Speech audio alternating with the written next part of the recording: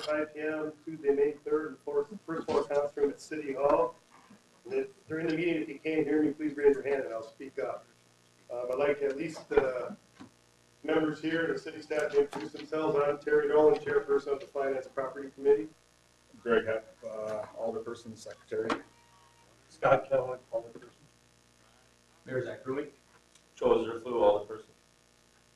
Susan Sorensen, finance director. Sue Schultz, attorney. Jim Borski, streets. Anybody else? Adam Kagan, planning and economic development. Gerhard, chief of police. Pat Ferkey stepped out of it. He'll be here, alderperson as well.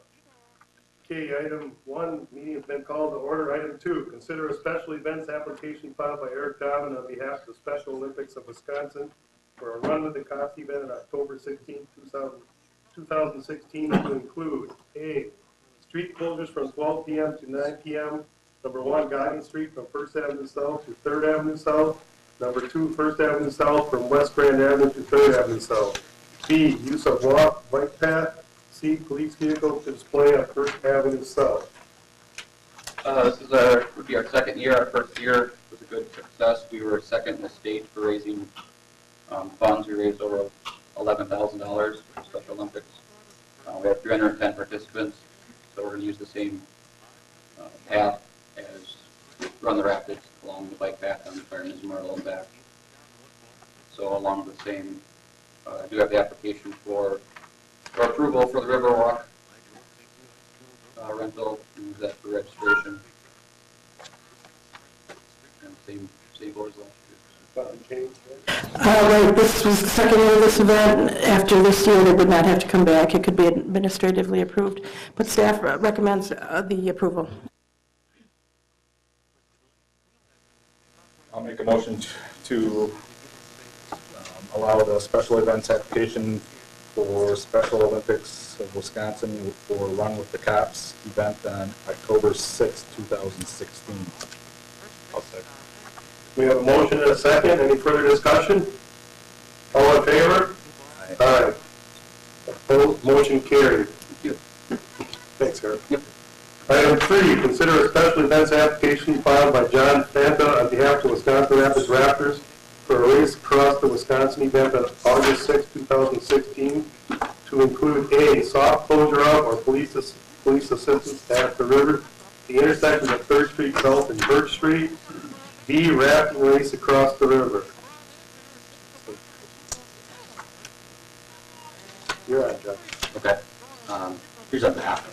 We'd be looking to do the same exact event as last year.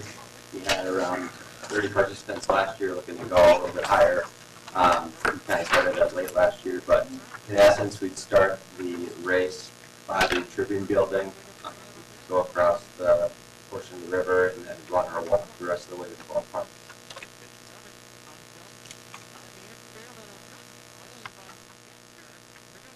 Everything's in order, staff recommends.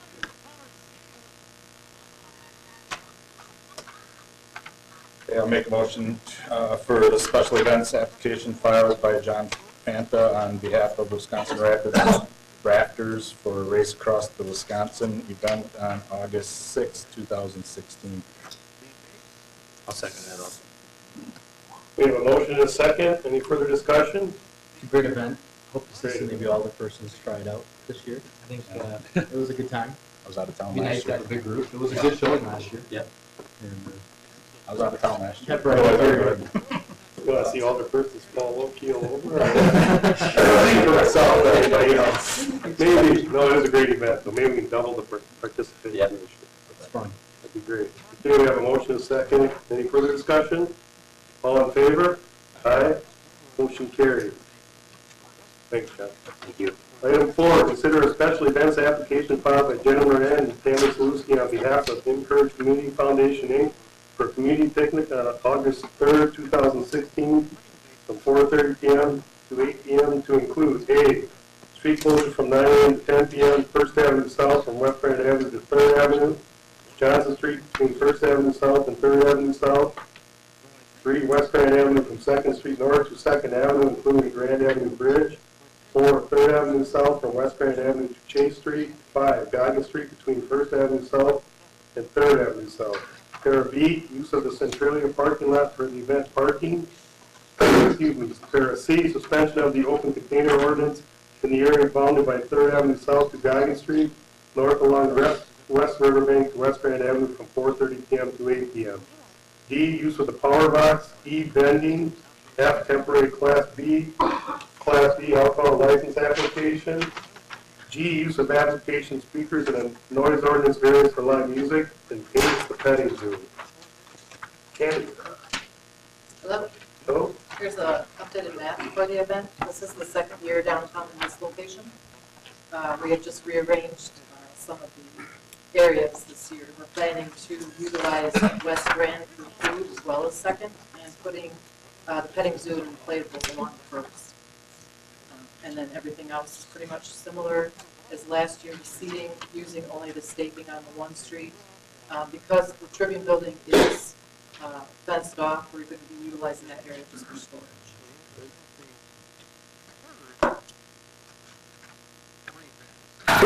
Whoops. Yeah, the main difference here is the closure of the Grand Avenue Bridge, which the group met with the police department and the street department, and they have no issues with that. Otherwise, staff would recommend approval. That echoes the mayor's comments from the last one, a great event. So, any discussion? Okay. Sure, go for it. Make a motion to allow Courage to grant the special events application for the street closures and the temporary Class B alcohol license application, as well as the noise ordinance variance and suspension of the open container ordinance. I did it all. I'll second the motion. We have a, excuse me, we have a motion to second. Any further discussion? All in favor? Aye. Motion carried. Thanks, Tammy. Item 5, request from Tom Brady on behalf of the Central Wisconsin BMX to host a fireworks display during the BMX event in July at the city-owned BMX facility. Here's a map here too. Just to show where we'd be shooting the shells from and stuff. I don't know if you need it. Since the city is the landlord of this location, this is just to give, as a landlord, allowing the tenant to have a fireworks display. There still would need to be an application filed and make sure that the zone is safe and the size of the shells and so on. So this is just giving them permission to apply for the fireworks application. Any questions or concerns? It would be about the same size as the Raptor games. I don't know if you're familiar with that size show, about $1,500 worth. But it'll be after a BMX race. It'll be in the evening and stuff. And we have the zoned out and stuff where we'll be shooting them from, and it's a safe distance and everything to them. So really, they're just looking for permission to put the application in. I mean, will they have to come back with a date then, or? No, I think he had a date of, The date that we're actually going to shoot the $1,500 show. And then there's a couple more races that I was just going to shoot a couple salutes off at for the national anthem and all that stuff. It'd be just 3 shells, if that would be okay. And I'd have that on the application too with Todd Eckes. okay. So it'll be all approved by Todd. Okay. Right, but what is the date of the main? The one would be July 9th. Okay. It's a Saturday night. And we'd be done before 10 o'clock, Right. of course. I knew you had one early July. Yeah. Well, we just had a lot of requests for it, and I know there's going to be a big turnout at that race, and people just would enjoy it, I know that. But, What are the other two? well, there's one actually June 19th I was considering, and also one July 10th. That's a Sunday. And then also August 21st. And like I say, that would just be 3 shells, like during the national anthem and stuff, just shoot a couple. July 9th, the big one. That's correct. And through the Spielbauer out of Green Bay, that's where we'll be purchasing the shells. And we'll have insurance and all that covered with them and liability and all that too, so. That's a big event, that's great. Well, I just try to plan out when I should be older. You know, Exactly. Everyone's more than welcome to come, so. But just, being on city property, we just Yeah, want sure. permission first.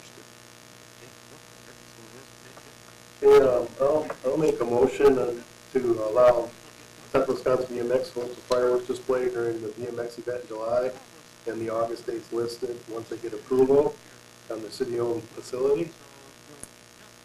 I'll second that motion. We have a motion and a second. Any further discussion? All in favor? Aye. Aye. Opposed? Motion carried. Thank you very much. Item 6, review and consider a 5-year uniform and facility services contract. Mr. Horsky. This is something we did 5 years ago, obviously, and that's what works out best for the vendors. This includes floor mats, other facility supplies, and uniforms for street car police go out in the city. We've got the bid tabulation sheet there, the bid summary sheet, and my recommendation would be the lowest qualified bidder. Any questions on what they have here?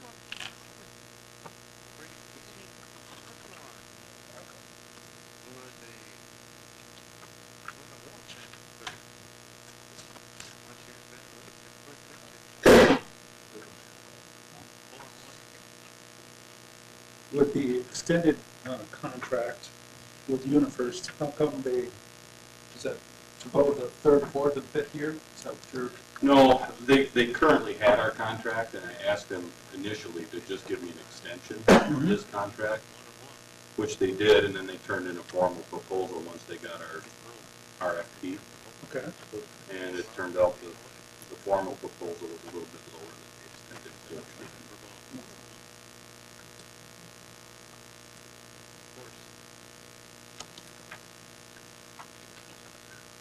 I'll make a motion to go with the lowest bid for the 5-year uniform facility service contract as presented.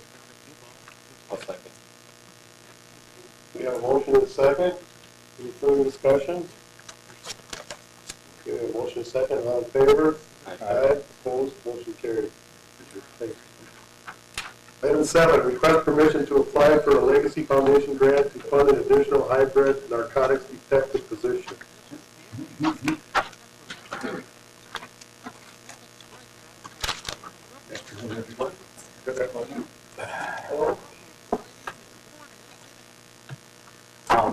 I shared this agenda item. We're asking the Finance Property Committee to allow us to apply for a grant with Legacy. This is a continuation of our focus and effort around our opioid heroin challenges and initiative. One of the things that's occurred in the standing up of our current Wood County Drug Task Force, recently named, is our kind of a greater community approach to the whole opioid and heroin challenge in our initiative. And one of the things that's come to the table in conversation, very positive conversation, by Legacy Foundation is their wanting and willingness to want to be a part of the solution. And in those discussions, knowing that we obviously have added a second narcotics detective, there's been initiatives started on the East Coast, and now we've seen one stood up in Wisconsin, Greenfield Police Department, where more of a hybrid community resource-oriented detective positions put in place to help follow up on tips, to help individuals that have an opioid heroin addiction, and they're basically taking care of that addiction through committing crimes. So there's collateral crime. They're doing that to get their daily fix of heroin. They're not the individuals that are pushing the product into our community, the profiteers. They're not the ones that are addicted, but they're the ones that are creating the issues for us in the community. This particular position that we would like to be able to apply for would do more of a community resource and community outreach, helping connect people into treatment, helping families with individuals within their family who have addiction, how do they get resources, kind of that wraparound. What we would propose is what we're proposing is just looking at some gap funding to use current personnel, one body, and allow for gap funding in any overtime that would need to be expended to backfill on that crew. And that would only be if that crew may go below minimum. So what I'd be talking about here is bringing a patrol officer into this role at a detective's rate of pay. So there would be gap funding for the difference in salary and also in overtime when that shift would go below minimum. So it's not, it doesn't need to be a complete year. It's only when they would go below minimum. Also, it would, first year would include some office furniture, encrypted radios, etc. So that's what we'd like to apply for. I think that it's hybrid in nature in that it's outside of the box. It's a shift in the paradigm of the way law enforcement has addressed issues in the past. But we need to get forward thinking. I think we are forward thinking in our task force right now, innovative, and we're seeing the success that this type of position has had elsewhere. And we'd like an opportunity to make applications, see if we can put it into play here. Any questions? Yeah, so in the past, last November, last December, this January, we discussed this with the second narcotics detective. Yep. And we were looking at getting some additional funding for that position, possibly through this main source here. So what happened to that? I intend to do that in a separate request. The reason this is brought now is Legacy liked this approach and concept. They said we're going to be dispersing some funds prior to June 30 or making some decisions on grant dispersals prior to June 30. This is something we would like you to write to. We're interested in. It's not that we're not, our intention is to go back in a separate application in regards to helping with that second detective. The timing on this one was driven by their interest in it and their request for us to write that proposal. So we're talking about two different applications for funding of Legacy. And this is the one that they were hoping that we would have the ability to write to before June 30. So with this position here, are you just talking about using a current individual from our police department, moving them up to a detective grade, and looking for this fund here, or this grant to pay the additional cost of moving them up to that position? Correct. And then the overtime, and then also some furniture, and radios and stuff. Correct.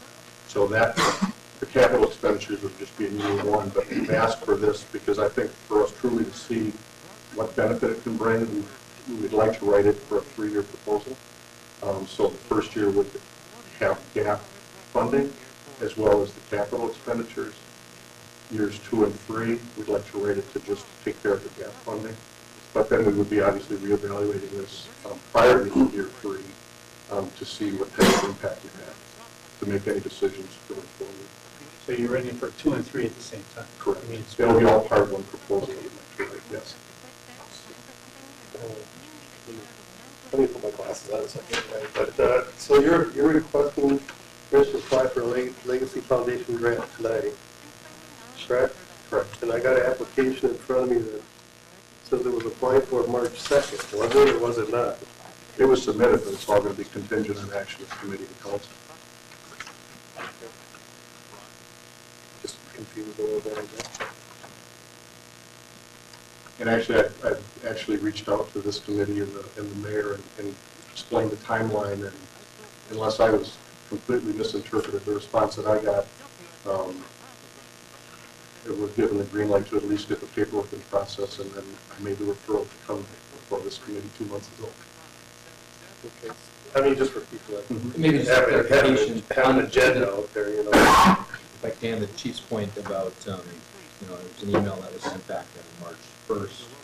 I think the chief maybe brushed over it, talking about there was a I just wanted to clarify that. Yeah, and just to make sure that, I think for the council members that were not on the email because of obviously open meetings concerns that, in March they were invited to think about a proposal, and then the indication that any, for policy, for city policy, those things have to come to finance before they're applied. And so the response then, the chief had said, well, can we submit any approval? And so at that point, we had worked to set up an internal meeting and then take some staff in a schedule. We could never get anything together in March. There was a request to have it in April, and that's what the chief requested, and it didn't get on the April agenda. So, I think there was a whole host of factors influencing this as to why it didn't make it here. I'm just trying to clarify, because we get this packet, we see March 2nd.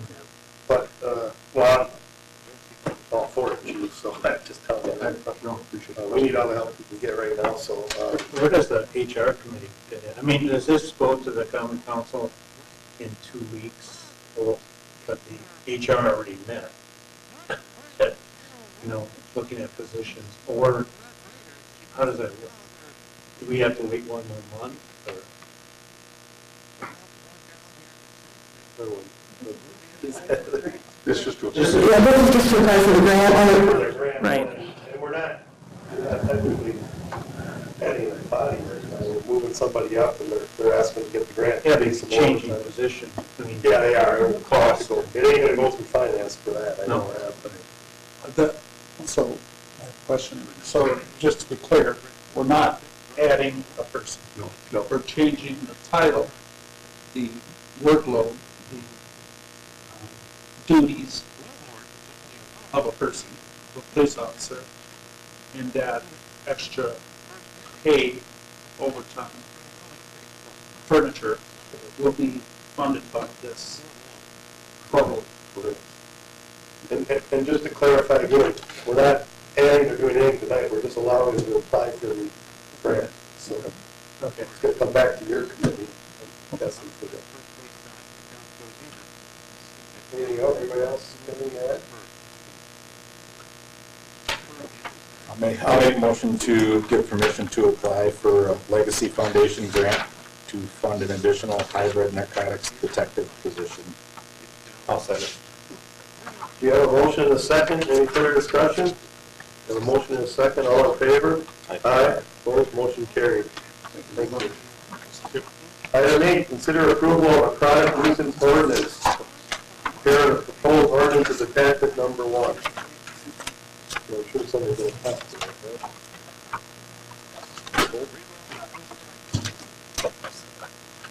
There's back up.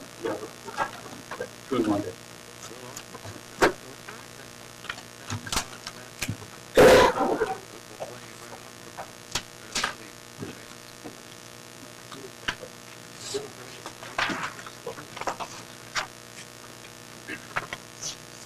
So I don't know if that had to be temporary position, if that had to be part of the motion.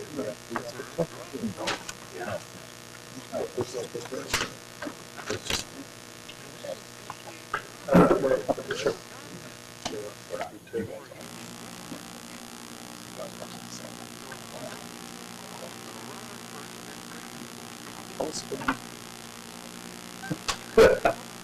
And Eric, if you want a mic, you can have For the time. So yeah, I guess there was been talk about chronic nuisance for quite a while. I don't know if Stu, do you want to open a little bit, or? I don't know how. Adam provided a memo, and I think the police department in the past has provided a memo. Yeah, I wrote the ordinance based on a couple of other cities' ordinances and in consultation with other city staff. And I know Eric has been involved in some reaching out to other organizations and attending some training regarding the implementation of a chronic nuisance ordinance. But basically, what it is it's another tool for both our building inspectors and the ordinance control officer and the police department to try to get a handle on properties or premises or businesses that have continual violations of either criminal laws, or it could be municipal ordinance violations, it could be health laws, could be animal violations. And what happens is that the city is going to track each of those types of violations or calls to a specific address or premises, and a certain number of those, what we call nuisance activities, occurring within a 6-month period. Right now, the ordinance says 3 times in a 6-month period, would result in, basically, the first step is really to talk to the owner of the premises or the person that's in control of the premises and try to work out some type of an abatement action, depending on obviously what the nuisance activities are. And so really the game plan is really not to fine people more or write more citations. It's really to bring the property owner in and try to work through why the premises has so many calls to it, what types of activity is happening there. And the property owner can come up with what's called an abatement plan, and hopefully that's something that either the inspection office or the police department, depending, I guess, on the type of violation, would follow through on.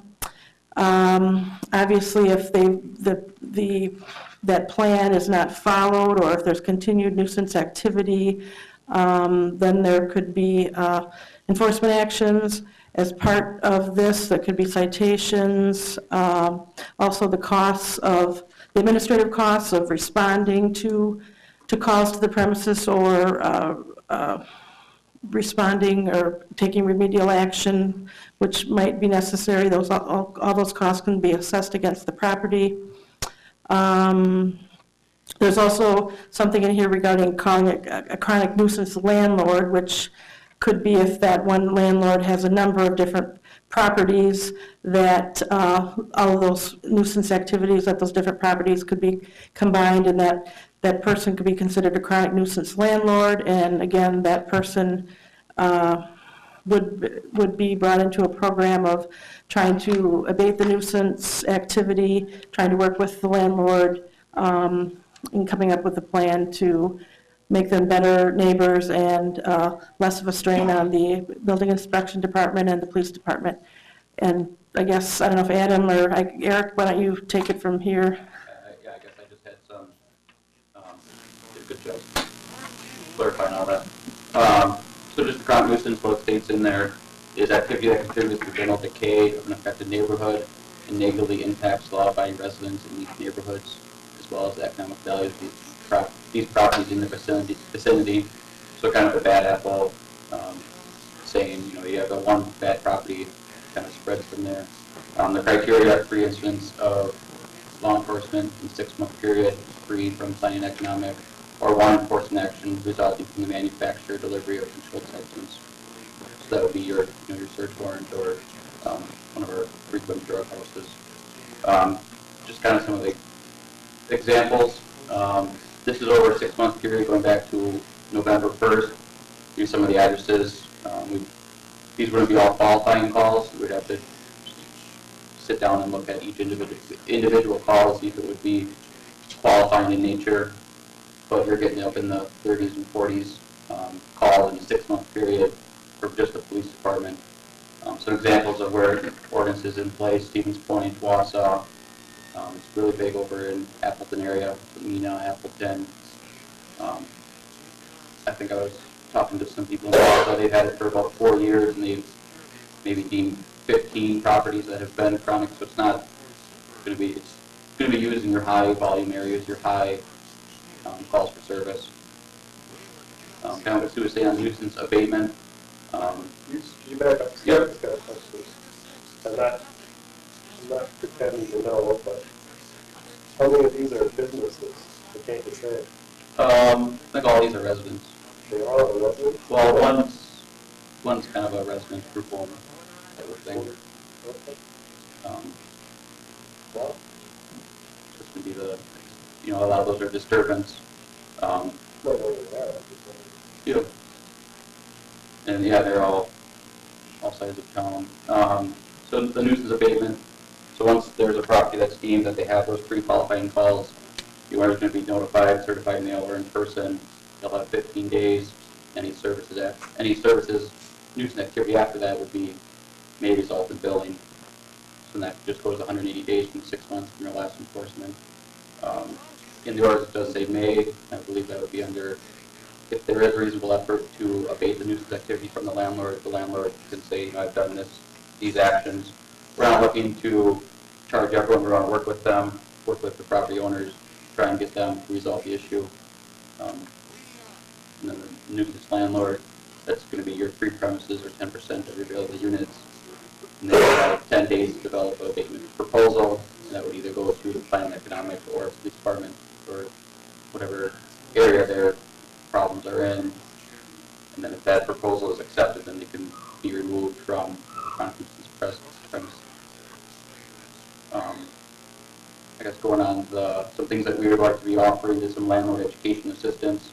I had a couple of documents, some screening guidelines, some things that we can offer landlords, some assistance in how to do applications, verifying information, some resources as GIS to look up your previous landlords, contact them, circuit court records, all open records requests, contacting the police department, just some good things for them, information and suggestions, ongoing management suggestions such as having a 6-month walkthrough, having driving by, getting to know your neighbors of your properties.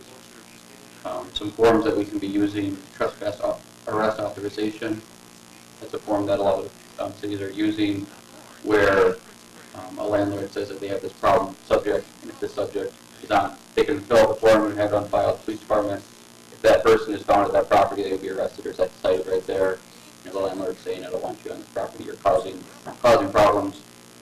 And a property referral form, it's a form that we have in place now where we would, if we go to a property, we can send that to the landlord, let them know. A lot of times the landlord's not going to know that police are there for a noise complaint, but if we, if there's 1 or 2 qualifying calls and, we want to notify that landlord before that and get them on board, say this is becoming a problem, so you know that prime nuisance may be in the future. And all I had, I don't know if any questions or add-ons. So if there's a problem violation, what about cost? You talk about the cost and is it retroactive? Let's say there were 3 calls, or what would the cost be? And is that retroactive for the first time they were called, or? I believe it would be that 4th call. That 4th call, whatever the service is. The cost starts? Yeah, I believe. And what would the cost be? I think that's something that would have to go through, I think it says in there, between the chief and the finance about how much they're going to charge per services. Some places charge per officer, per squad maintenance. They kind of have a number. They kind of ask the finance, what's it cost one of our officers to be there? And then we go by our CAD entry of time that's there. So if that 4th call, someone's there for 2 hours, we bill for 2 hours. If they're there for a half hour, that would be the billing. So there's no set amount for every time. It would be for services. And I got a call from a person that has like 60 units, quite a few units. And so if of the 60 units, they said 10%, if I remember correctly, that would be 6. But let's say they're spread out. It's not just this one particular building or so forth. It's this one, and there's 6 of them. Would that landlord be charged for those 6? It could be a nuisance, not necessarily leaks, it could be like garbage, it could be whatever. Does that mean that the landlord would be charged? And really it's one offense at one particular one and one offense at another. It's not cumulative at one particular spot. Yeah, I'm not too sure on how I guess, Stu, I know the landlord, if they're going to be, because each unit would be one property, so if there's 10 units.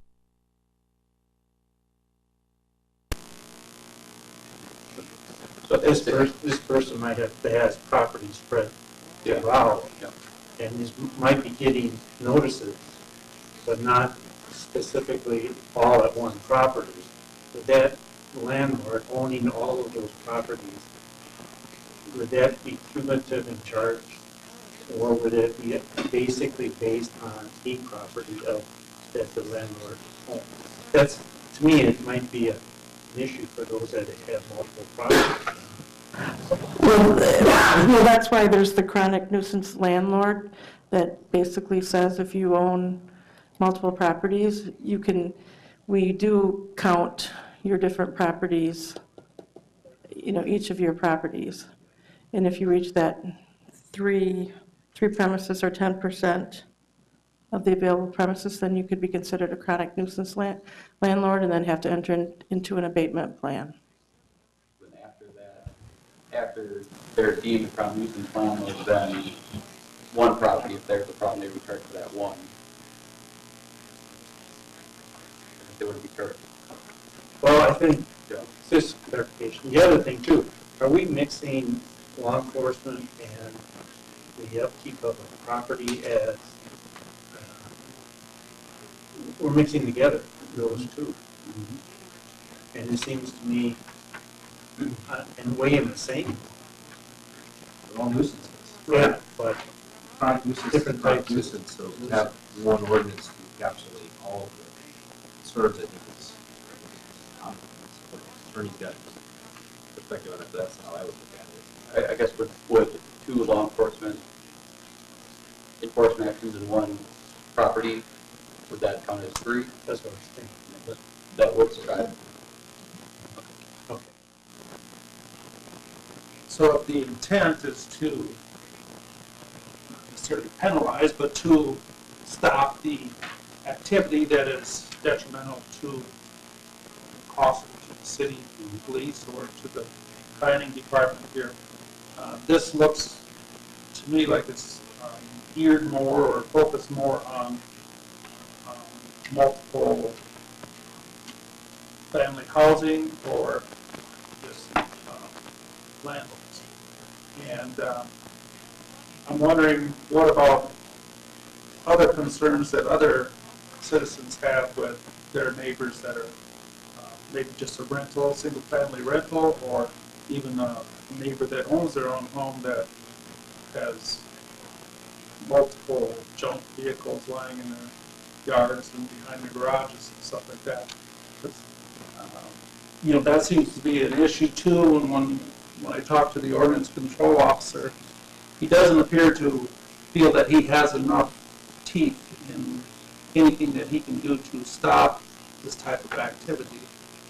Yeah, it would fall under single-family homes, or, you know, it says owner, so if someone owns their home, they have police services called, it would be the same, they would have to come up with, they would be charged for any certificate for that. So it would be not just multi-family homes, if you're one single-family home gets multiple calls, that would fall under the chronic nuisance as well. So the owner would be just as responsible as if they were renting the landlord would. But rather than having police calls, but again, getting back to grass not being cut, junk cars in the yard, trash piled up against the garage. These are going to be instances too where you get three. Yeah. Okay. And I'm going to ask Adam to come up and address that the ordinance control officer has been a part of this conversation too, so maybe Adam can address that. Yeah, so if I'm understanding you correctly, your question is whether or not typical ordinance control one would fall under the same type of ordinance, Yes. whether it's single-family rental. Yes. Yes.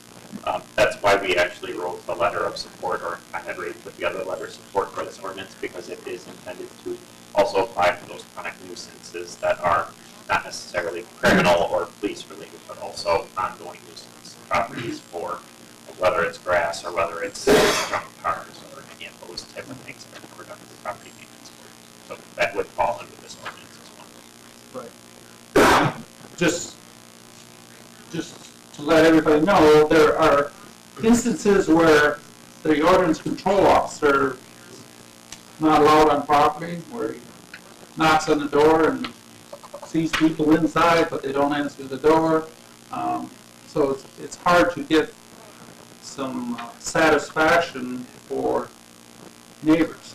And with this issuing letters and certified letters, perhaps we'll be able to alleviate a lot of the issues that we see in our areas that are somewhat blighted. Yeah, and I guess just also to clarify, it's not keep anyone from calling police or services. If the owner or the tenant is requesting police services, that would not be called against them. Any domestic abuse situation, sexual assault, or stalking, kind of defined here. So, you know, we're not saying that the tenant can't call because they had a domestic argument or something. That's not going to count against them. And we're not wanting people not to call. We want people to call when they need the services, but it's going to be those nuisance properties when it affects, you know, their neighbors. You know, when if it's a loud music complaint, if we go to a residence 3 times in a weekend for loud music, that's affecting their neighbors. You know, that's going to be the nuisance to the surrounding areas. But by no means making people not want to call the police when they truly need police services. And work with the landlord too. If they're calling for assistance in evicting someone or getting assistance in civil matters or something, we're going to be there to assist them with that. You know, that's what we're there for, as police services, not they don't call. It's going to be those chronic, prolonged instances. I have a question, Eric. It was brought to my attention, and in thinking about it, since this ordinance is supposed to try to cut down on police call volume, I have a resident in my district who has an issue with a neighbor dispute going on, and that situation, and you know in your line of work, happens often. The neighbors often call when there's really no violation or anything like that occurring. Is something like that something we could somehow tie into this, you know, making very obviously like unnecessary police calls that the person should know is completely unfounded? I haven't seen much in those for having like fake calls or, you know, trying to get people in trouble. So I guess on the other end, they were only counting against them if they would be enforcement action, be an arrest, citation, or a warning of some sort. So, you know, if someone calls for a loud music and we get there and it's unfounded, there's no enforcement action. So, you know, they can keep calling, they're making calls for service for their address, but there's no enforcement action. Okay. But on that person calling repeatedly, I don't think there's anything in that was false. Well, I look. Yeah. I understand. I pulled over the harassment statute, and that doesn't seem like that would be covered, but, yeah. Yeah, there's I've known of cases where someone's calling on a neighbor, and keeps calling, and people go out, but in fact, the person's calling has the problem. The neighbor doesn't seem to have the problem, right? Just there. So I like to be able to look at that as well, because you're still usurping services of the city. I mean, just speaking from our perspective, because a lot of times that will involve our department if it is a neighbor dispute. But once it's been established that it's basically neighbors, just, I don't want to use the word nitpick, but really a lot of times it's just they're trying to get the other person in trouble. They are basically told that that is not the city's role, that is not what the ordinance control officer is for, and they will be told that basically if they continue to do so, the ordinance control officer is no longer going out to them. So it's kind of our internal way of trying to reduce that cost, not using taxpayer money. I did have a resident here that wanted to talk about it a little bit, that's okay. Alex, on. And there's others too. Oh.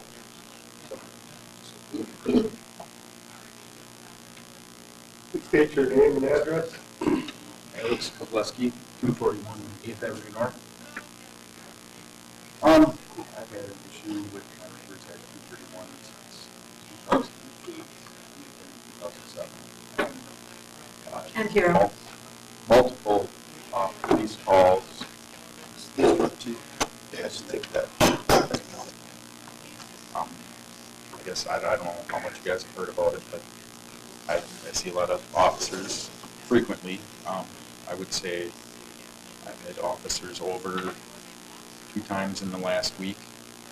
I guess that these people, they're hobbyists to call on me, and there's been 3 reports of gunfire from my property that they've called about that were false.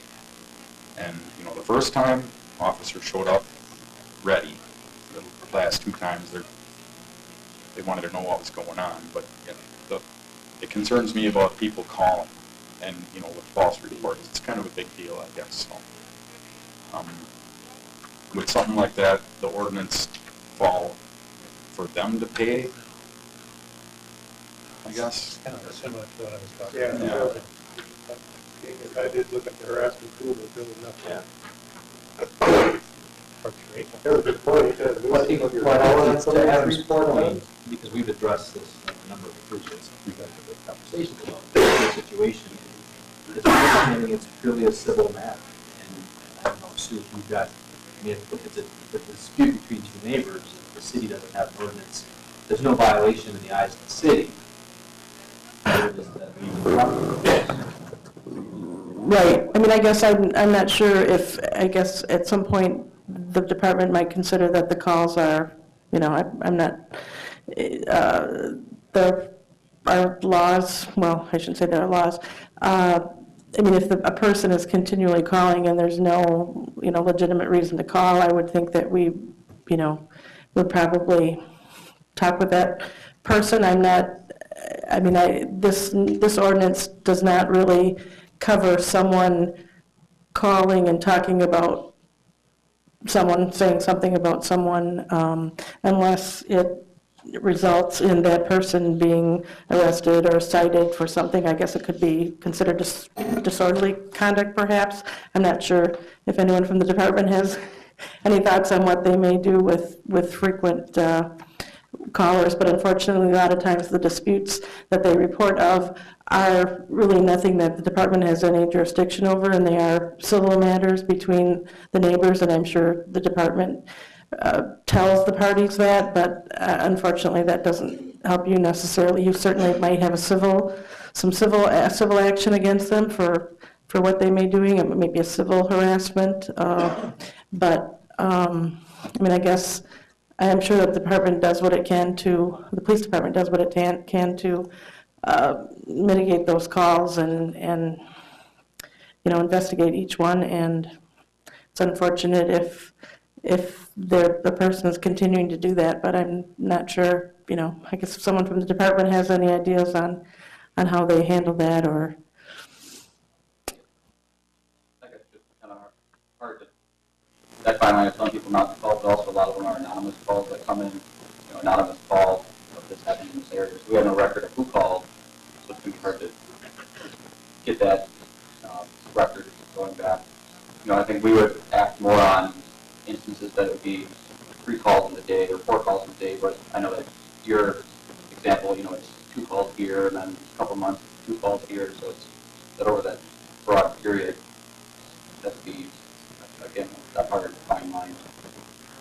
A couple times in the day, we did disorderly conduct and their I don't mind officers coming over. Yeah. They're usually very friendly, but I guess I've researched into it quite a bit, and you know, there was 1 week there was 4 calls 4 days in a row about loud noises, loud music, or whatever it was. And the same officer came over 4 days in a row, and I talked to him and I said, "You're fine, you know, these guys. They're calling the fire department about my grilling out.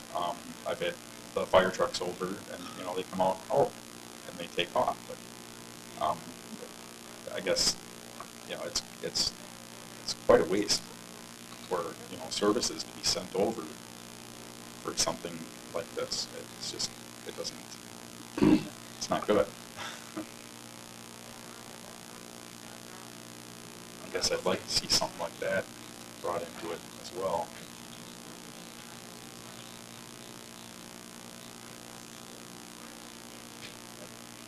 I was just wondering if that, doesn't sound like that's something we really could even try to tie into. Well, I mean, we'd have to define the conduct, and then, I'm not sure what is the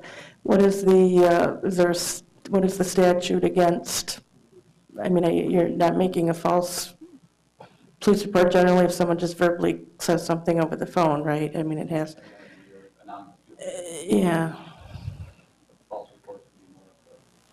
documented, they're given a statement. I know that the county has the ordinance on the 911.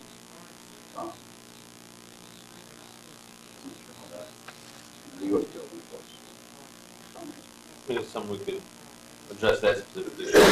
Yeah, Down the road, see if that's a separate ordinance or something we could, talk to Attorney Wells. Maybe not money this one for that. Right, yeah. This is pretty well written, I think. Yeah, we could implement another, similar ordinance what the county has for the 911. I'm not sure how that would work. Remember now. Yeah. But Would it be appropriate to have an officer and maybe our ordinance control officer go to your neighbor and see if there cannot be some peace? I have talked to Ray about it a bit, and he had a couple ideas. We did try setting up a mediation, and they wanted nothing to do with it. These people, they had nothing to do with it. I was told 2 days ago by an officer, he said they're not ever going to quit. It doesn't matter what ordinance is in place, they're going to keep doing what they're doing. But I think something like that would be helpful, I would hope. But they might at least slow it down, not stop.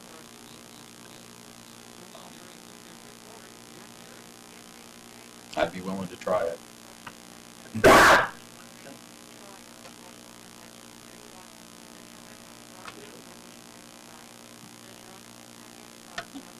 Yeah. This wouldn't really help them much, but let's do your favors. That hasn't been too pleasant. Has an officer approached his neighbors? Several times.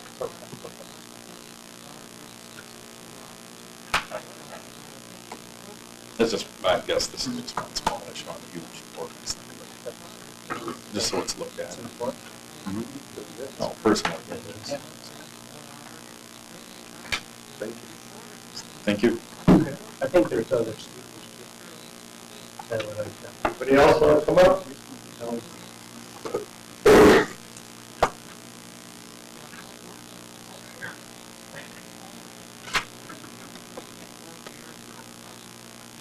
Good afternoon, guys. Helen Street, 531 Hill Street. My husband and I only own 12 units at this point, but we did own 22 at one time. As far as the landlord education and assistance, most of us that are in the business, and there's 37 of us that are attending on a regular basis our 4 meetings every year. We all are encouraged to use Wisconsin Legal Blank because that is something that is vetted by lawyers that know rules, regulations. We have 101 screening. We have 101 teaching of it. The landlords that we're talking about don't show up for these things. The landlords that we talk about, really, they're barely hanging on, and they probably don't know it. What we're dealing with more and more, guys, is mental health issues. They come and apply for our place. Everything seems to be passing the screening criteria. Everything looks pretty much in place. And then after a month or two, pretty much everything goes south. It's very, very scary when you need to call an officer to go into your property because you're not really sure what's on the other side of that door. We can only control our tenants to a certain degree without having harassment. So we can understand a car that's dead in a yard. We can understand tires that maybe should be picked up. We can do what we can, and we do. I'm really interested in the reporting of all of this and how can we self-report, and is that considered a tick at the address? Like we say that we have a problem at, let's just take our address, 660 Chestnut. We have something there. We don't currently have anything. If we say, could we have an ordinance or officer there, or we know there's a problem, could we do something? Is that self-reporting a tick against us? No. You wouldn't think so? Okay. Proactive, you're trying to get something. Maybe against a tenant. Maybe against a Okay, tenant. and again, as you're giving us our fine, or as you're coming through with this percentage of whatever, whenever the citation is offered and given in the name of the tenant or the landlord? In The property owner, The property owner. the person in control of the premises, yes. Okay, so then after you've made a visit to our property, how quickly do I know that that's been there? We have been asking for this service from our police department, and we're not getting it. We know that there's a service out there that the minute that gentleman goes, the officer goes back and reports that he's been at, let's use 660 Chestnut. I can look up on my screen at my addresses the following morning and see what actually evolved. So I know exactly what has happened at my property. It's going to be a citation, it's been offered, $113, $313, whatever. We need to have a better response time so that we can then get these people out. But understand, we're just kicking them down the road. The mental health issue is not a repair. The addiction to all the drugs is not a repair. I'm just giving them to another landlord. And then they've got an eviction on their record. They probably owe waterworks and light. Those are two big criteria that we don't take anybody. Pretty soon we'll have empty buildings, and then we won't be paying taxes. So we've got to fix something with the mental health issue. And Wood County Social Services says they're overwrought with it. They're all overworked and underpaid, all understaffed. So that is all I can say. Did talk to somebody out of the Wausau system. They actually like the ordinance. But he said you also should question something about double dipping. When an officer comes to my house, it's a third time. They spend an hour and a half talking, resolving something. They're writing me a bill. I've already paid your salary. So we're going to pay it again. These are all good ideas. I'm wondering if it's at all necessary, if we would have actually had enforcement of what's on the books right now. And if this is duplication, because we know there's several properties in the area that are not even, that are targeted, and we also know that there's some properties that are looked right across from. That they simply, we drive right by every day. When we go to a property, we can report that it's continuing to be a problem. Nothing can be done. There's a mental health issue going on here when you have a hoarder that you can't do anything with. That's way beyond our scope. You just hope you don't have a hoarder in your rental. Thanks, guys. Do what you can. Anybody else?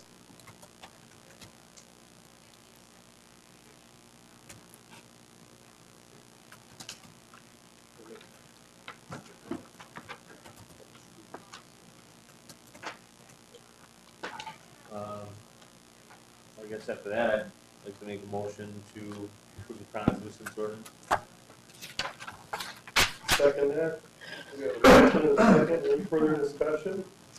Just a real quick comment. I think this issue's been percolating at a staff level, and I've heard about a number of pockets for probably 2 years now. I think the council members, of course, some have moved in it since they've been on the council. I do think there's a spectrum of which we can look at chronic nuisance, and I think this falls somewhere in the middle of the spectrum. From what I understand, there are a lot more aggressive chronic nuisance options out there, but this is a nice attempt, I think, to put one foot in front of the other and see what we can do to make the situation better. I very much look forward to fewer calls and chronic situations, as do I think all of you that get the calls from people in this community.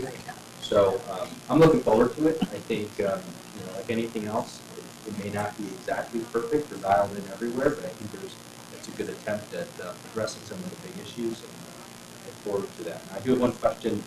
We had talked just recently at a staff level about the health department tie into all of this. That, as Ms. Streetstra mentioned, a lot of these issues do have mental health connections, and so we were trying to figure out if there's a way to, maybe it's just more of a reference, or here's who to contact at the health department if you've got a tenant that has a hoarding situation and they've got now services for hoarders through the Wood County Health Department. I guess I'm just trying to think, if it formally wasn't connected, I don't think there was anything in the ordinance that I saw at this draft, but I think, if nothing else, we might get a staff level, officer's contact or a department's contact within the health department. Could some of these issues become truly a mental health issue or other issues? County or state health code violation. And I was wondering too, is it going to go to the common council in 2 weeks? Or based on what comments were made, is this the first draft or is it the draft or?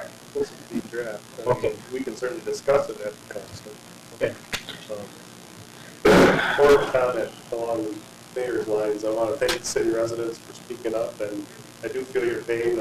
I fortunately, I say my neighborhood's great and we get along with my neighbors, but I understand I was in a different neighborhood at one time, and you are correct. 60% of my calls, I can't speak for the rest of the council, are these type of calls. They're not all in my district, and I have gone to some places where I was afraid to go, to be honest with you. But we got to do something. Other cities are doing it, and it's working, so we got to do something. So we have a motion and a second. Any further discussion? All in favor? Aye. Opposed? Motion carries. Item 9, consider amending section 14.2007 of chapter 14 building code, referral from Joan Rivers to amend the regulation related to residential membrane canopy structures.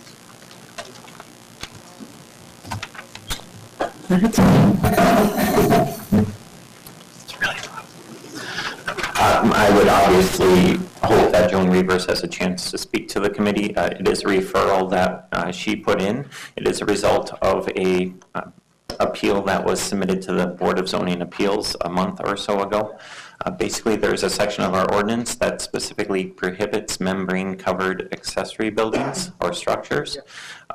We had received numerous complaints on them, so rather than picking and choosing, as is usually an area of conservation for the public, we went through the city, and any that we could see and any that we could identify were sent violation letters. So approximately, I probably should double check the numbers, but I think it was around 60 structures were sent violation letters. So that obviously created an upswell of concern over this particular ordinance. When the Board of Zoning Appeals reviewed the appeal, they were of the opinion that it was properly enforced, and so that appeal was denied. The next logical step for those who disagreed with the ordinance was to request that it be amended or struck from the ordinance to allow, basically changing it to allow these type of structures. So that is the request that's before you to consider that. Obviously, I provided an overview in your packets. There are two main reasons that the ordinance is in place locally. One is tied to health and safety, and that's because these type of structures cannot be built on the residential scale to withstand wind and snow load recommendations for our region. And number two, there are aesthetic concerns because some are maintained, others are not. So those were the two main reasons I believe that language was placed in or clarified in the ordinance. So with that, I would leave it to the committee. We're going to let Joan speak, but just one question. Without having everything in front of you, how long has this ordinance been in place? In its current form, it was adopted in 2012. But there were basically similar language or less clear language existed prior. Joan, you Well, got to okay. state your name and address, please. Joan's in my district, so. Well, I guess my opinion is the ordinance says canopy structures, and when I found descriptions of canopy structures, they don't have sides. So that was one thing I wanted to have changed, a description put in of what really these sheds are, and if they, or make it all canopy structures. The ordinance now says canopy structures, but they need to make it all membrane structures if they want to enforce it for any kind of membrane structure. And if they do that, Some of us have had ours up for 12 years, 18 years, never had a problem with them. I think they should be grandfathered in, as long as they're, in the state they're in now, as long as they're kept up in good condition. And there are some that, on the commercial properties, that are exactly like ours. They're not any stronger. I mean, I went over and looked at it, same thing I have, exactly. The one over by the Water Care Center on 8th Street. I don't even know for sure what the name of it is. They had spas there at one time. And they have one in the back that's exactly like mine, the same thing.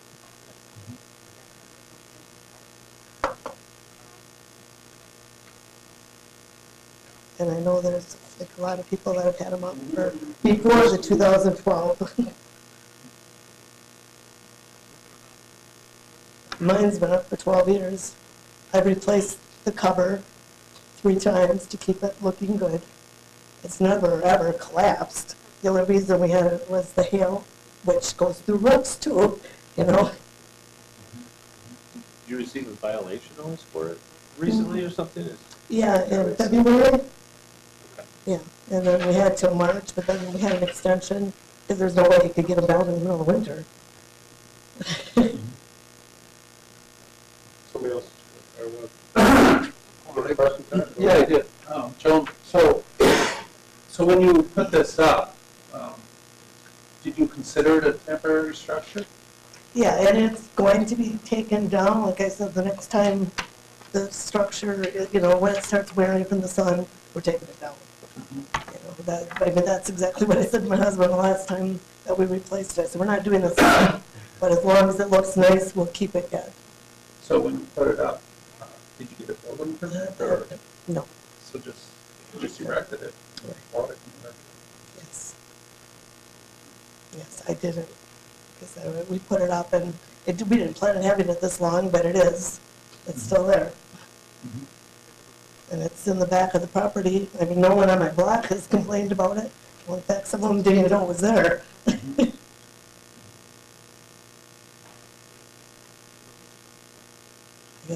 I don't know, I just think there needs to be some more discussion about the description of these. I mean, in years past, I think the membrane canopies were the carport canopies that people had. That's what it was originally written for. That I can understand. The wind gets underneath them and takes them.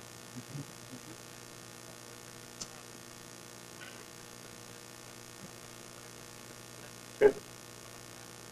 Thanks, Joe. Anybody else?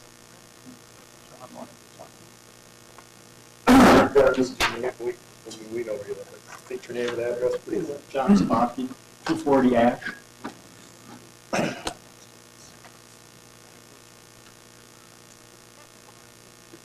Yeah, I too have a membrane structure. It's a 23 by 14. It's a round structure. I had a different one up there. I put my boat in it. I have it between arborvitae bushes and some big trees we have there. I even have a driveway going to it. I've had it up. I had an old one there. It wore out, so I replaced it with it. It's completely covered. It's one piece that goes over from top to bottom. The snow, there is no problem with the snow. These things, the snow just rolls off of it. I basically have it there to keep my boat. I don't have a place to build another garage. My neighbors, I have asked them about it. They say, we didn't even know it was there. It's kept neat. It's covered front and back. I have a zippered front that I take off and I pull my boat out. And that's the only reason it's there. And I've had it there for over 9 years. And I received a notice in January, told to get it down in February, which of course I couldn't do. Then I was sent a letter that I was given a citation for $318, which is still on the books, I guess, because I received another letter saying they moved my court date back to June. Of course, there was no way to take it down in February anyway. And this is something I don't have a place to build another garage. And I need a place to put my boat. I keep it neat. I keep it clean. My neighbors do not even know it's there, most of them. And I guess I just struggle with the fact that after all these years, all of a sudden I'm told I'm in violation of something that just always worked. And I really want to keep it, I guess. It's just kind of, would be a very big inconvenience for me. And I guess if we could just resolve this somehow to where either if we already have them and we keep them up, we can keep them, or if they are going to get them, you have to keep them up. It's like anything on your property, just like your nuisance ordinance you just talked about. You know, keep it up, keep it, don't put one out in your front yard, obviously, or something like that. And, I guess that's about all I can say on this. I somehow would like to get this fine resolved. I don't want to pay a $318 fine, and I don't know. Joan, I'm sorry, Joan, you didn't get it, you just got a letter, right? You didn't get a I had an citation. did you? extension until May 1st. Yeah, she got this. I kind of forgot about it. It was in winter. I thought, come on, can't take it down in the winter, so I just didn't do nothing. And then we sent me a letter saying I was fined $318. So, and that was, I was supposed to go to court in April, and then when this all came up for you guys, and he moved it back to June. So. Yeah, I mean, this is an ordinance which we have gone by Jones, probably here too, numerous times, we didn't think nothing of that stuff. But actually, I think more of the people I got in my district, I got their boats sitting out in the middle of the yard and there's nothing some of the time. But it is an ordinance, and as part of the council, that's what we're to enforce. I feel for you. I mean, I feel for the fine at least, but I'm torn on this one too. So I've talked to a lot of people in my area that have these structures, but it is an ordinance. Well, but I guess why we're here is to see if it can be revised. I guess that's what it said in the letter. So I guess that's why we're here, to see if there is a way to revise this ordinance.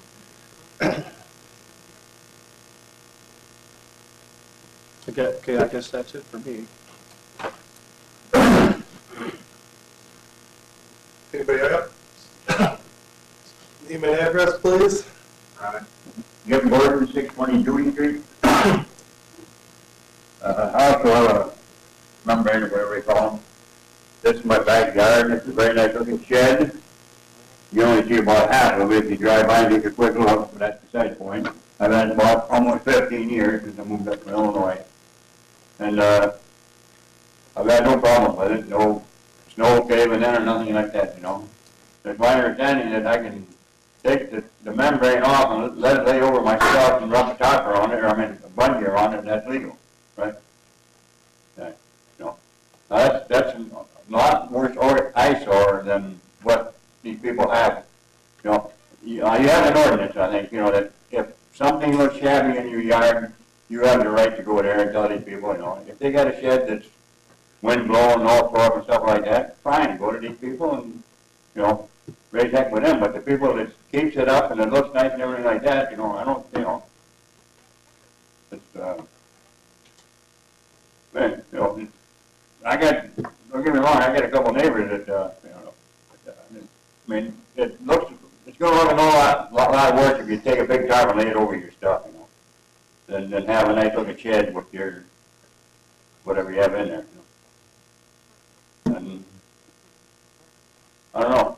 So, thank you. That's what I do. Is there somebody else?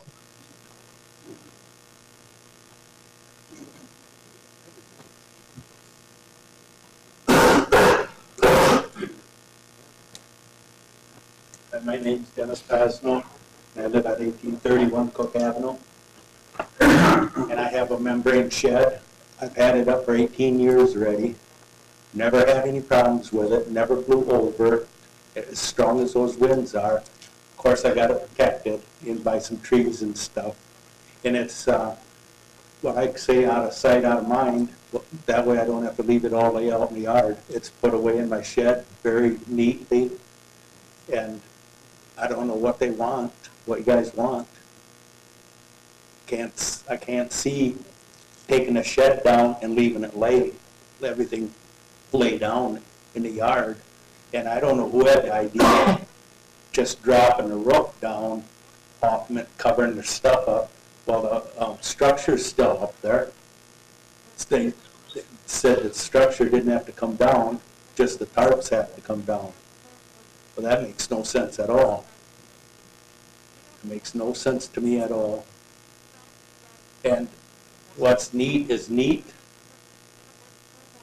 Can't complain about that. You can drive past some of these houses, my God, they got more stuff outside than stores have in them. Now, where's the discipline in that? When somebody's trying to keep their place nice looking and everything's out of sight, out of mind.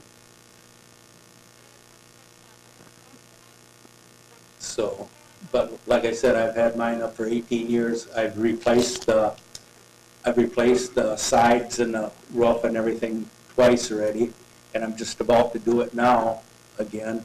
I got more tarps ordered for mine, but don't make any sense to leave the framework up and take the tarps down. What's that going to help? And just drop it down and cover it up. That's going to be more than than anything. So I feel a neat yard is blessed, you know. Why have it look junky when you can put it away someplace and, you know. So that's all I have to say. Thank you. Thank you. Anybody else?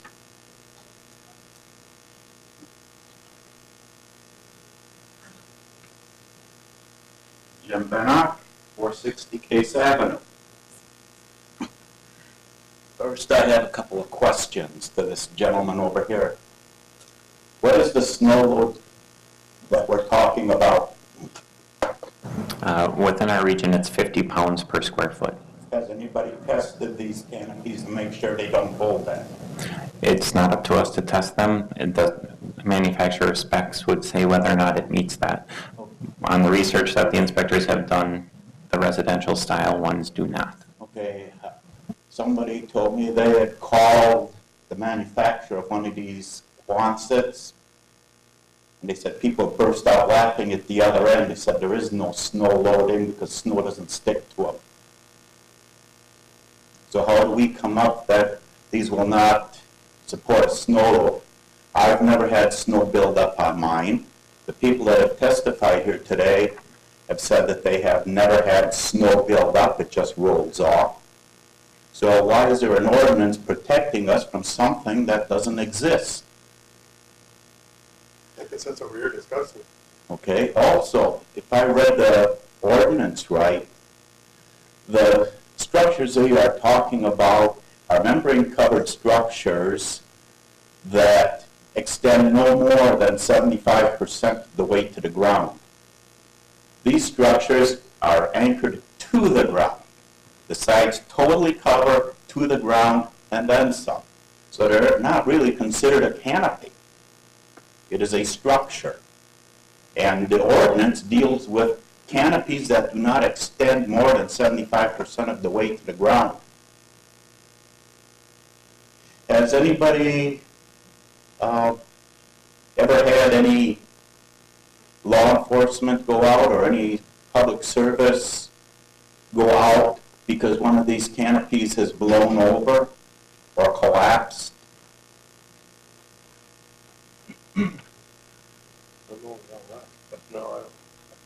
You know, the ordinance is dealing with something that doesn't exist.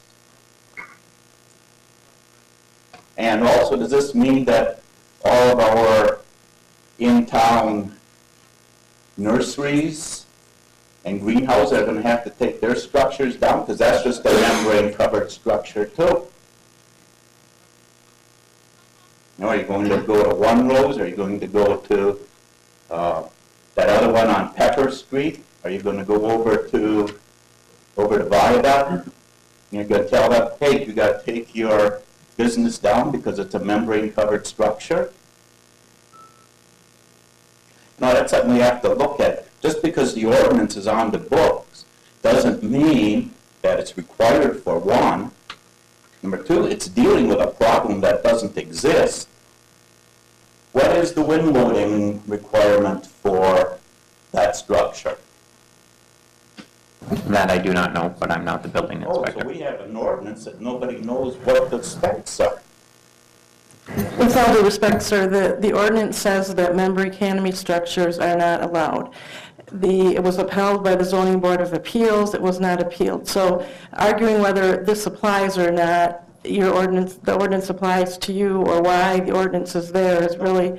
What I'm saying though is, why is this ordinance on the books to begin with when the person that wrote the ordinance apparently has no information as to... It's a very similar ordinance that's in other cities. And if and not a single one of these structures, no one ever requested a permit. And if anyone would have requested a permit, it would have been denied because it would have been against our ordinance. And that would have been true 18 years ago. What happened in 2012 is simply a codification of what the ordinance was before, and making it clearer, I should say. But no one ever none of you have received a building permit, correct? Have any of you asked for a building permit for these structures? So it would have been denied at that time that you would have requested it. But the wind and the snow is part of it. It's not the only reason. There's aesthetic reasons. And that's why the ordinance was passed. As far as aesthetic reasons, everybody that testified here said neighbors had no problems. So where's... I might have a problem with it as next to my house. So do I have a say in... I mean, it doesn't depend on whether your neighbors like it or not. That isn't how we do zoning. There's certain minimum standards that apply to everybody. And I think the past councils have done their best job to have a framework that everyone's expected to follow. And you disagree with it, but I guess, that's what the ordinance says. That sounds like the ordinance was put into effect with any real... It's a very knowledge or information as to what they were passing. It's pretty standard if you look at other cities. We're not looking at other cities, we're looking at Wisconsin Rapids. Okay. Well, I guess I think the fact that it is standard in other cities. There's a lot of ordinances in some of these other cities that we wouldn't dare put into place. So are we going to abide by them too? Maybe. But that's all that I have. If this ordinance should be struck, because one, it says canopy, and then it goes on to say, but the walls We're no not more. here to discuss striking this ordinance. We're here to discuss amending, not striking. We're not even considering striking. Okay, but the idea is, the ordinance states the wall is no more than 75% of the way down. And all of these, the walls go to the ground. That's all I have.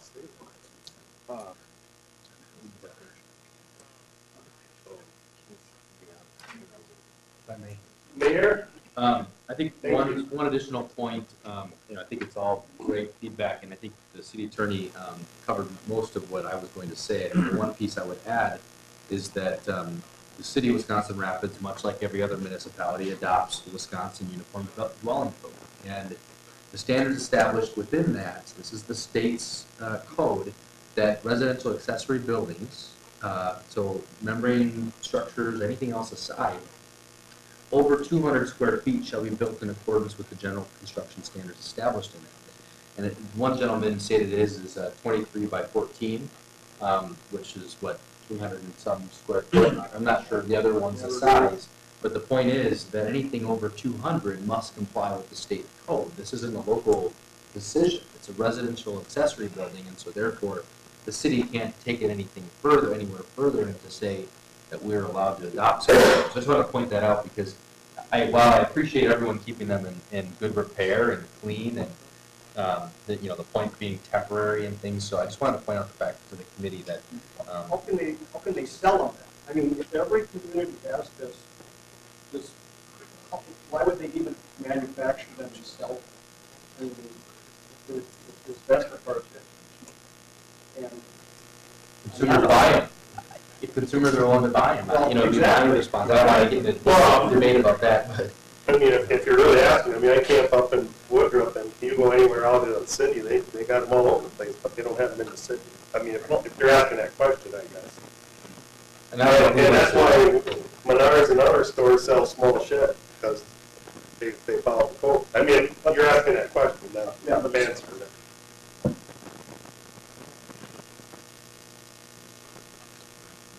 Anybody else want to speak? So, one question. What is considered a municipality? Is the town of Grand Rapids considered a municipality? Cities and villages. Cities and villages. Somebody want to speak over there?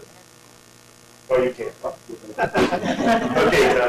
Okay, no, I'm kidding. At least to tell all the person. That's all right. That might have been the first time I was refused the opportunity to speak. Anyway, this went in 2012. I don't know if anybody here put them up after 2012. So when cities make an ordinance disallowing what has been there, do we make everybody then change what they do? I think it should go back to the committee, look at it, listen, or go over what the people have said.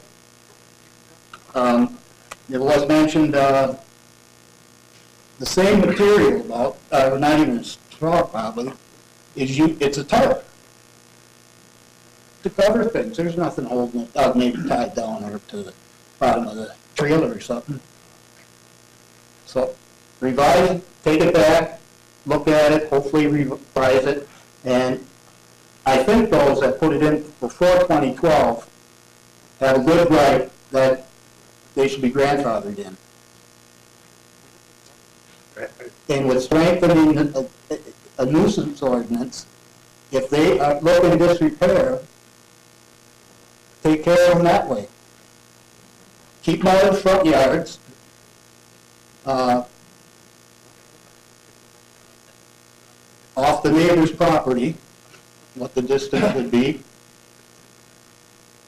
I don't know if I have had any complaints about it from anybody over the years.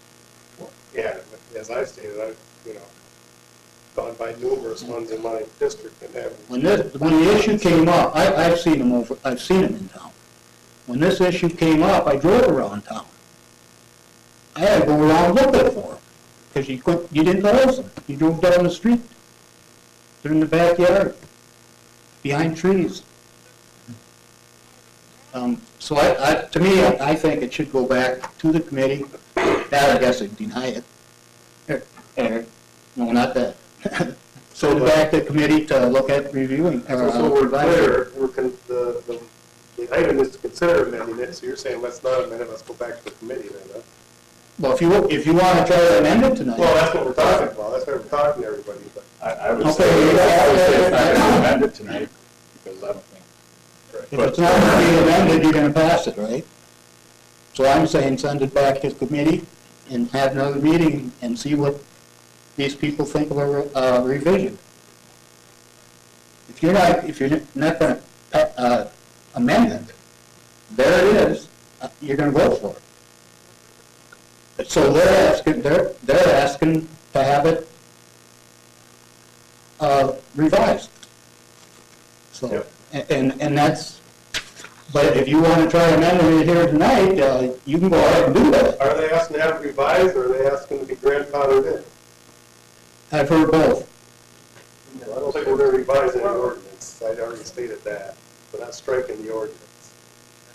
That isn't striking it. Striking it is taking it out. Revising it, a revision to it. Okay. And I think to look at taking serious consideration of these people put them up before the ordinance went in. And as I said earlier, when we create ordinances, and people already had it done, even a permanent structure under their house, but the ordinance disallows it, they're gonna have to take it down, right? Or we're gonna have to make an ordinance for every thing, but not say, well, you put it up before the ordinance was made. I don't know. I don't know who started the complaints. And as I said, I had to go look for it. Not all. I mean, I'm honest about that. You can see some. But John, I drove by I don't know how many times and I didn't know it was there. Yeah, I'll be honest with you. I told him I didn't know it was there. I had to look for it. And he told me where it was. So, I guess, listen to what the people said. My, I guess, biggest thing is send it back to the committee to revise, unless you're going to try to revise it tonight. I mean, No, we're not the committee. We're finance committee. Okay. We're not having his group, or whoever the group is, so we're not gonna yeah, revise anything. so they're going to pass it, right? I mean, that's, and then it'll go to the council in 2 weeks, right? What is there to clarify? I just want to clarify that the ordinance is on the books already. There is nothing to approve. The only thing that would be a motion out of this committee would be a revision or a rescinding of the ordinance that's on the books. So if they took no action, we would just continue enforcing what exists on the books. I just want to clarify, we're not introducing any new language tonight, so there is nothing to approve. Okay. I guess, I think it's a shame that people that have had them up and complaints that nobody knows where they came from. We put it in the ordinance. I was there. So, in 2012.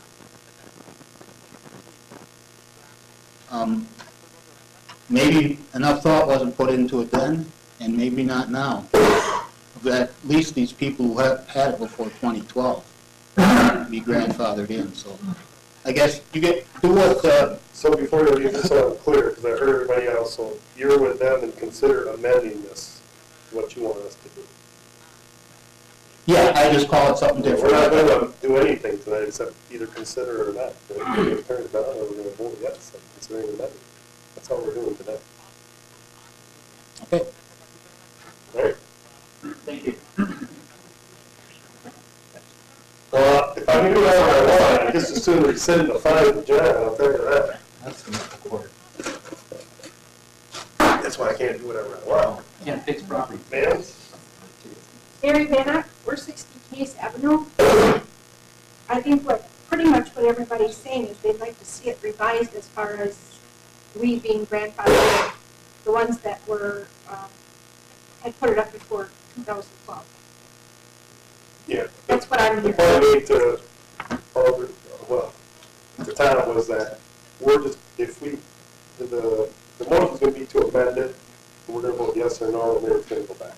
So we're not making any revisions or anything tonight, it's a fine that's coming, right? That's what your question, that's what you're being asked. You're being asked to make a decision. Do you want to revise it or don't you? If you want to revise it, what revisions do you want to see? If you don't want to revise it, no action's taken, life goes on. They continue to enforce what's on the books. So as I see it, boil the ocean is, do you want a grandfather, don't you want a grandfather? There's limits in terms of allowing these anyway, because there's a state building code that we have to, as a municipality, comply with. So there's actually very narrow ability for, I would love to see some common ground. I do think that there's some common ground to be found. I think I would ask city staff to put together a report, not more work, but direct city staff to put together a report to see to the state of what these exist in our community. So if you do grandfather them, are we grandfathering a bunch of junk? Because there are some, as these guys know, there are a bunch of junk ones. There's a lot of them that are nice, and these guys have talked about it. So I think I would ask city staff to put together a report, whatever you guys want to see in that report, but I think whether it's photos or or limits if you do grandfather them. The point being is, nobody followed the ordinance, right? Nobody followed the rules. There's been an ordinance on the books, and as I understand, it wasn't just 2012. This has been on the books prior to that, but it was codified in our ordinance form in 2012. So 2012 is irrelevant, right? It's just a matter of which anything that's constructed in the city has to have a permit, and that's not new and unique to Wisconsin Rapids. But you know, and we're not a town, so I think people understand that there's different standards of when people do things, whether they're in the city or the village. So I would just ask that, I mean, we all need to understand what the extent of these things. So if you do grandfather anything, what are you grandfathering? I would just be very concerned, because the whole reason this came about, as I understand, was there were complaints about them.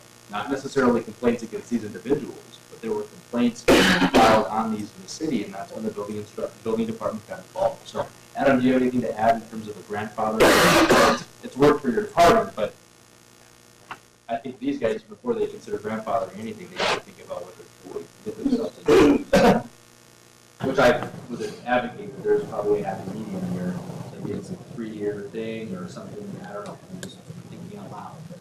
I mean, from just a staffing standpoint, grandfathering can be very difficult. I think you would have to set up some sort of procedure on who is grandfathered and why. So however that gets created, I guess, would be the question. I don't think you can just blink and say anything prior to 2012 is grandfathered, because, again, no one pulled permits for these type of structures, so there is no record of who's 2012 and who's not. So that makes enforcement of that very difficult. Whether or not you want to go with the structures that were identified and notified about the violation and trying to grandfather from that point forward, so saying nothing new can be constructed, but anyone who is notified on this has a certain time frame to apply for a permit, then they can do so, and then they can continue to operate until they're removed or destroyed. Again, that's not perfect either, but again, I don't think you can grandfather anything that's over 200 square feet either, because that technically falls under the UDC, which is a completely different code than what really we're debating or what is being discussed right now.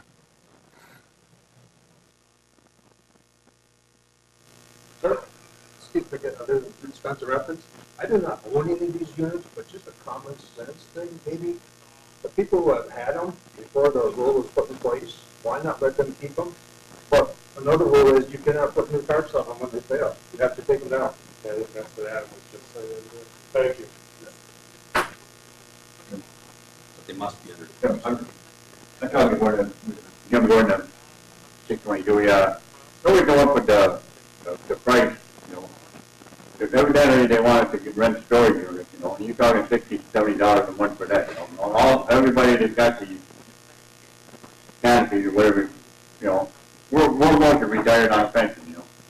And to spend $60 or $70 a month for a storage unit is, I mean, you'd have to load, I keep my lawnmower, my riding lawnmower.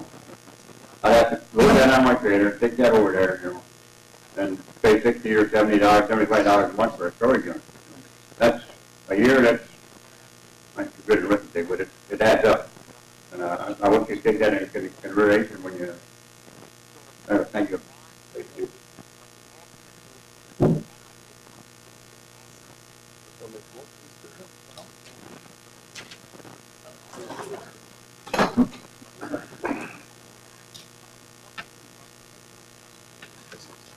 Sure. I do see, is it Reavers? Okay. I do see your point with the definition of canopy. I'm under the impression the intent of the ordinance is to prohibit these type of structures. So maybe it wouldn't be necessarily a bad idea to clean it up to spell that out. Maybe after canopy put or all other membrane structures or something like that. Because in her letter, she cites the definition of canopy. And I think he talked about it also. And I think that's what they're hung up on.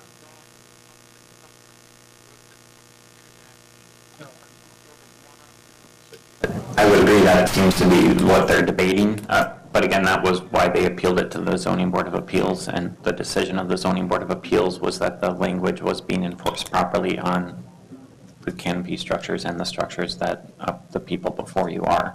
If you want to add further clarification, I guess I'm not opposed to that, but I guess I would need to know, are you adding clarification because you want to allow the ones that have sides down to it, or are you looking for clarification to make it clear that, to support the decision that was made by the Zoning Board of Appeals? Well, I was talking about the ladder, and as far as grandfathering or whatever, I guess we could talk about it.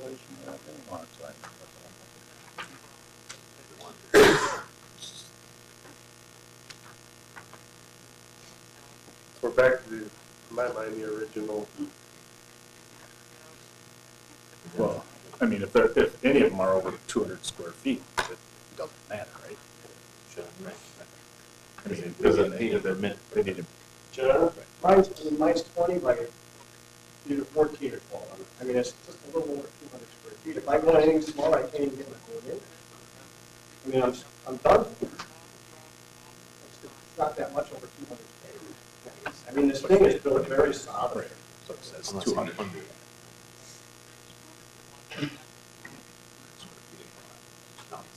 And then my boat sits out, it just sits there.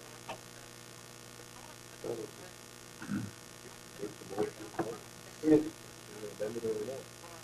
I would welcome anybody to drive by my house and look at it. I mean, it's just, You don't have to. We will vote on the amendment or not. No, you have to amend it. Right. You can't vote yes, you want to amend it. How do we know if we were going to amend it, grandfather in, we don't know what all the structures look like, to your point. Right, and you can't do anything over 200 square feet.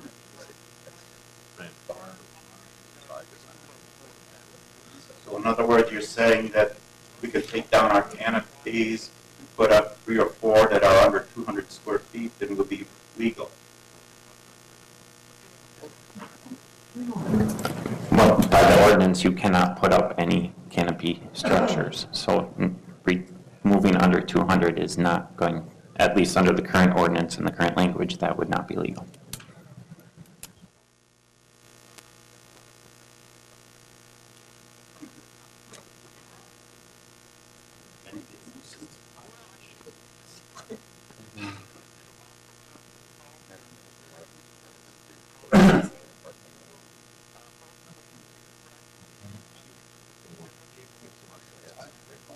Sir? Yeah, I have a question. Mine's one that's been up for 18 years, and like I said, it's solid. And what I don't understand is if they think that we should, well, I don't know if you guys are getting kickback from all these storage units that are being built or what. But, you know, that's money out of our pocket that a lot of us can't afford. So if you'd rather see the stuff laying out in the yard, so be it. Here it's out of sight, out of mind, not in anybody's way, and my neighbors appreciate that nobody can see anything. I don't know about this. Can somebody bring this back? When was this really brought into ordinance? Last 2 years? So where was it when all these places were selling them? How come they didn't stop that? Yeah, I can't speak for that, but. Well, then I can't speak for an amount of time I'm keeping mine up.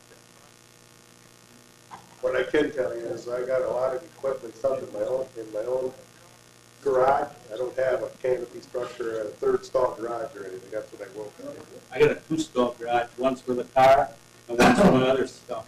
The stuff that I have in my sheds, lawn furniture and stuff. But if you would rather see it sitting outside all over the yard, so be it. Okay. I guess one problem I have is these were up all these years. Nobody said anything, whether the ordinance was on the books or not. I mean, year after year, and then all of a sudden, out of the clear blue, and this is even 4 years after 2012, now now we're all getting these letters telling us we have to get rid of these things we've had for all these years. And with no problems. You know, all of a sudden, because somebody, I don't know what, got a wild hair and went up driving around town, and we're the ones that seem to be picked on. You drive down Grand Avenue and look at the crap sitting in people's yards, and they're not getting anything. But we're getting it, even though we've had them up all these years, and all of a sudden, out of the clear blue, we're being told we have to get rid of them. And I just don't think that's right. That's just like that little red car. I don't know who drives that, but he's been up and down my road several times, and he never gets out of the car. What, he got a broken leg or what?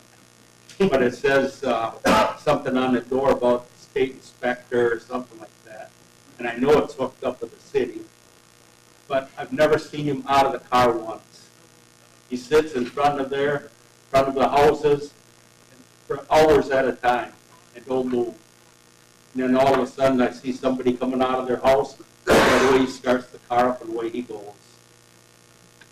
I don't know who he is, but to me, he's overpaid.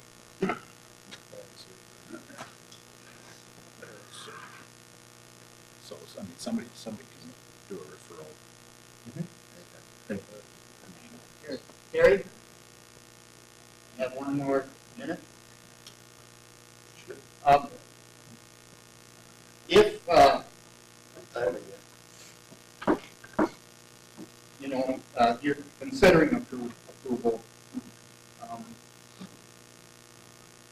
however, if you approve, we're going to approve, if it stays as is,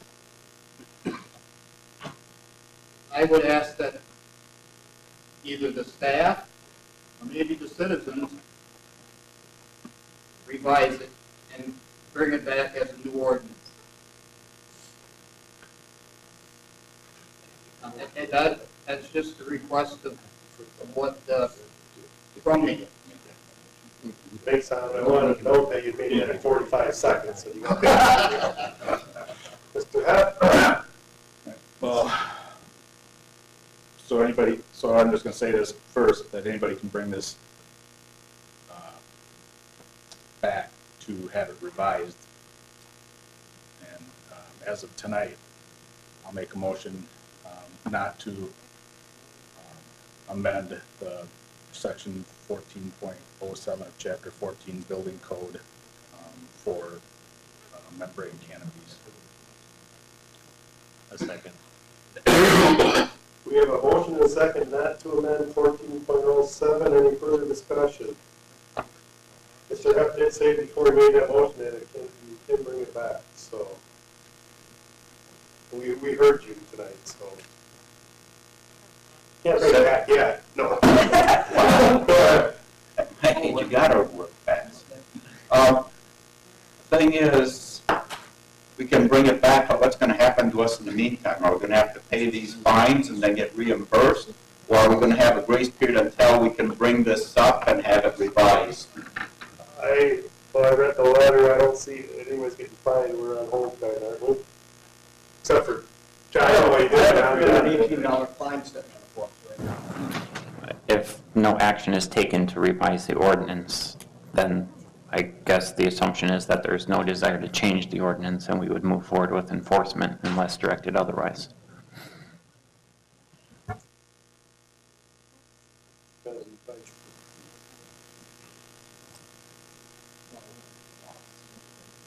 What happens then if we bring it up and have it revised? Are we gonna get our fines back? I'm not the attorney or the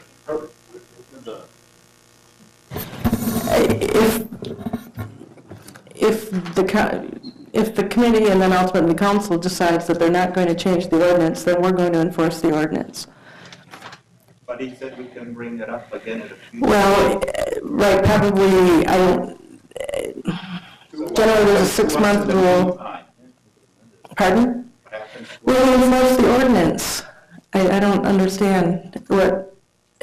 What I'm saying is, Well, what I'm saying is the council says we're not going to change it. If they're saying that at the May 17 meeting, then we're going to enforce the ordinance, just like. May 17th meeting? Right, this has to go to council on May 17th. Okay. That isn't been made clear. We don't have to take them down. Okay. No. Legal. I was just gonna say they're legal structures, they weren't ever put up with permits, so I guess, you know, while there's a stay on the books, so to speak. But they're not a permanent structure. I mean, technically, They're they can permanent. be- they're not a permanent structure. They're never taken down. Well, no, but I understand what you're saying, I totally understand where you're coming from, They're not a permanent it's like me speeding and then they change the speed limit and getting caught, and then I ask for my fine back, I mean, and I'm Well, what I was saying, I mean, what I said earlier, but we've had them up all these years, and just cutting out of the clear blue just came up. I mean, it's even 4 years past 2012. I think what had happened was there was some complaints on some that were deteriorated, and so that, how can you enforce it on those and not enforce it on all? And this aligns you guys exactly with our landlord problem that we've got. We've got some bad landlords and we've got some wonderful landlords. We all get painted with the same brush. Well, we all have to follow the same. Exactly, and so we have to follow the rules. how come we can't have a list of these people that is a must, take them down? You know, some people got scared right away. Of course, they took theirs down. I was told I had to have mine down by February 1st. I got my letter in January. I'm disabled, and there's no way I was gonna go out and grab grapes in that snow and get it down. Then I got I came to the last meeting, and I got a reprieve, said that it had to be down by 1st of April.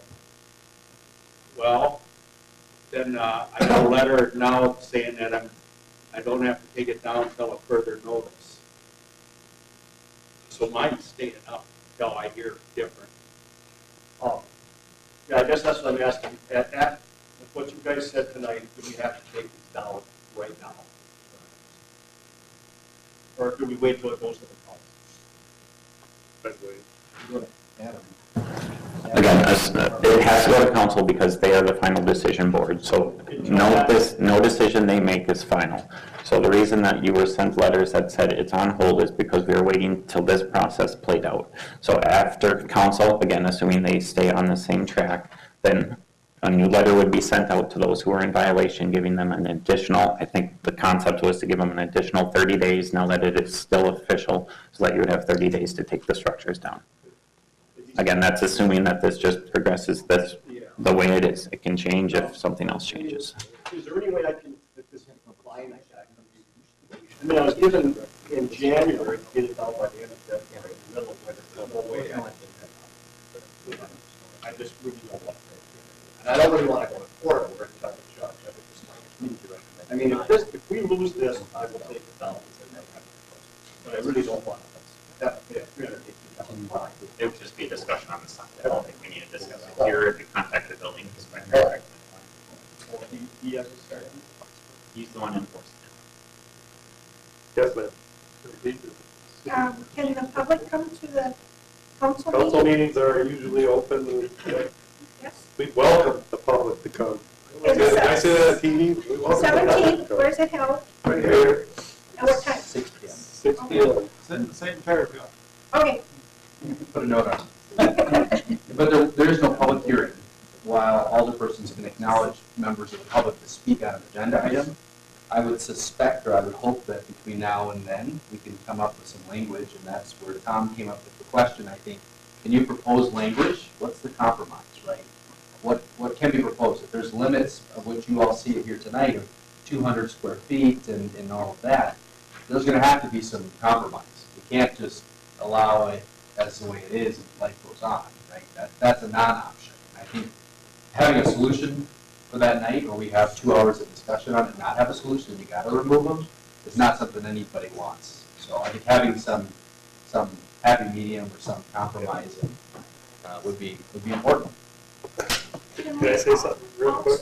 I would recommend, because at council night, we got, we always got big agendas, but I would recommend you get a spokesperson. I know just the lady that will do it for you, and you can certainly let her speak that night if you come up with some kind of compromise, but I'm not putting Joan on the spot.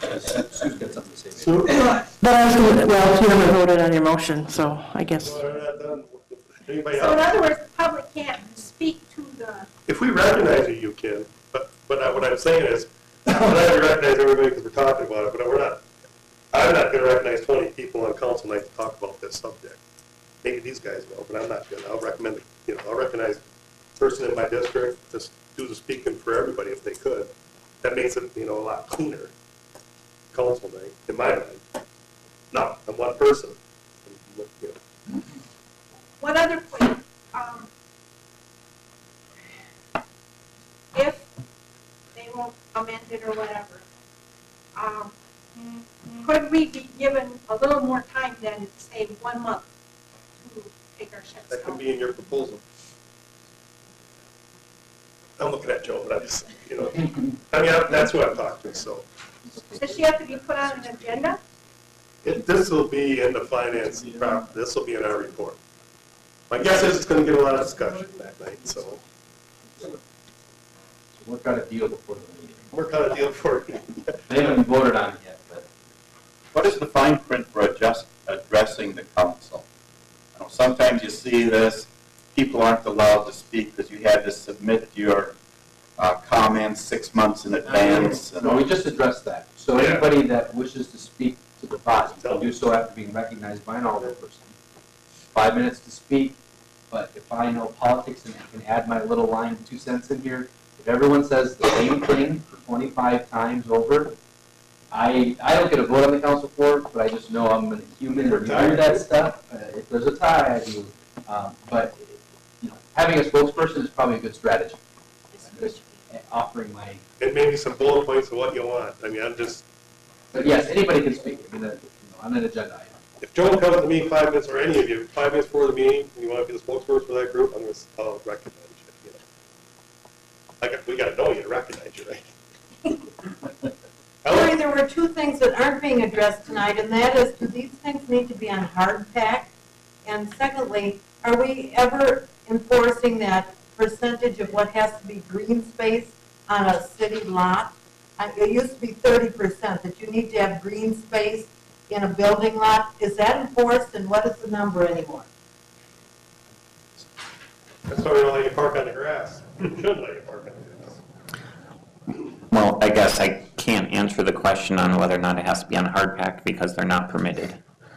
So I'm not trying to be smart. I'm just saying there is no regulation for what it has to be on because it can't be there. For an accessory building that does meet building code, it can be, if it has a floor to it, it can be on grass, but it would have to be tied down. It is recommended that be on grass or gravel or concrete for a base, just for maintenance purposes. So does that answer that question? And then the residential, the maximum lot coverage in residential, I believe, is 30%. So that would include your house or any accessory buildings. Thank you. So, and before we vote, I just want to say it, and we're taking, we're listening to you, and nobody's sitting here saying, oh yeah, it's easy to just tear it down. We recognize that, okay? We recognize it. I've said numerous times on TV in front of everybody, I haven't seen John's, I haven't seen yours, because I've gone by and not even noticed until you called me with the issue, so we recognize it. So that's why, come with a plan, we'll definitely let you speak. Okay, so we have a motion and a second to right now consider amending section 4.07 to not consider, get that in there, not consider amending section 1407. Further discussion? All in favor? Aye. I'm opposed, so we have a 2-1, motion carried. Item 10, thank you everyone. Item 10, request permission to apply for, let me get this right, and community development block grant, Public Cities grant for downtown redevelopment. This was For some of you who have been on the council a little bit longer, you may recall in 2013, we requested permission and put together a similar application. And I tried to provide a little bit of background on CDBG in the packet, but basically it's federal funding that is passed through to the state. Certain communities get an automatic allotment. Other communities can apply for a portion of the remaining funds. They are funds that are intended to be utilized to benefit mainly low to moderate income individuals, but it also can be utilized to approach and deal with issues of blight or basically blighted areas. I'll just leave it at that. The intent of applying this time around would be to focus on blighted areas.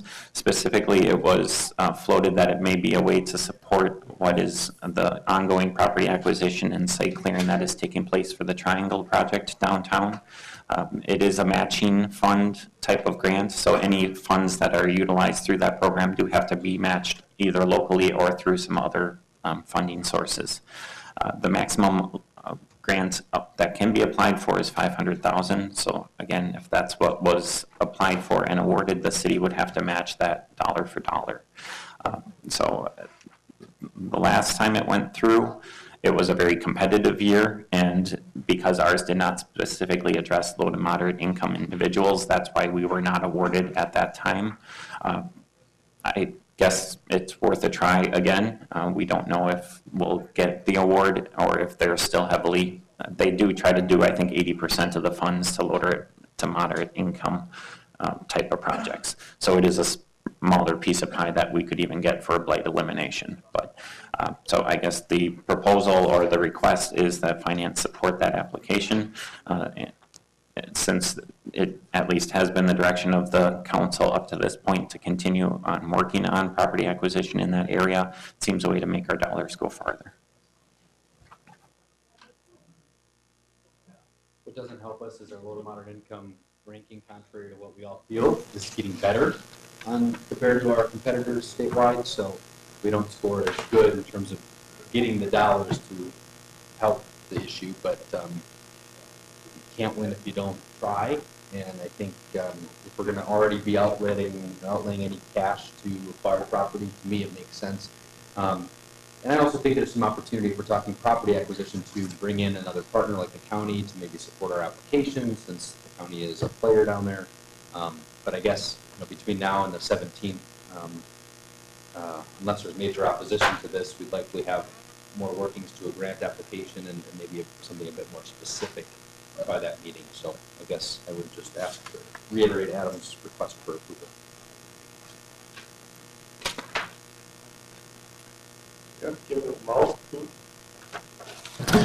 Well, I guess without knowing for sure what the acquisition costs are going to be, the recommendation would be to pursue the full amount, which would be $500,000. I'll make a motion to grant permission to apply for the CDBG for $500,000 to help facilitate grant downtown redevelopment. I'll second that motion. We have a motion and a second. Further discussion? All in favor? Aye. Opposed? Motion carried. Agenda item 11, consider the sale of an excess remnant of city property located at the northeast corner of Riverview Expressway and Lincoln Creek Street to Quick Trip Incorporated to be contingent upon Quick Trip Incorporated obtaining all necessary approvals and permits, including a conditional use permit for the proposed development. You may have heard that there's a Quick Trip that's being proposed, and so this would be that just a real small remnant of property, which looks like excess right away, but it's actually not dedicated for real purposes. So that's why we, instead of vacating it, we sell it. It's our assessor estimates the fair market value to be $20,282. So that's what we're recommending it be sold at to Quick Trip, and they have agreed that that is a fair amount. And obviously the sale would be contingent upon them getting approval for their project, specifically the conditional use permit, the rezonings, the combination of the parcels, and any other permits and approvals necessary for their project to go forward. So this would probably be the last piece of their puzzle if their project is going to go through. So I would recommend approval of the sale of this piece of property with the contingencies as noted for $20,282.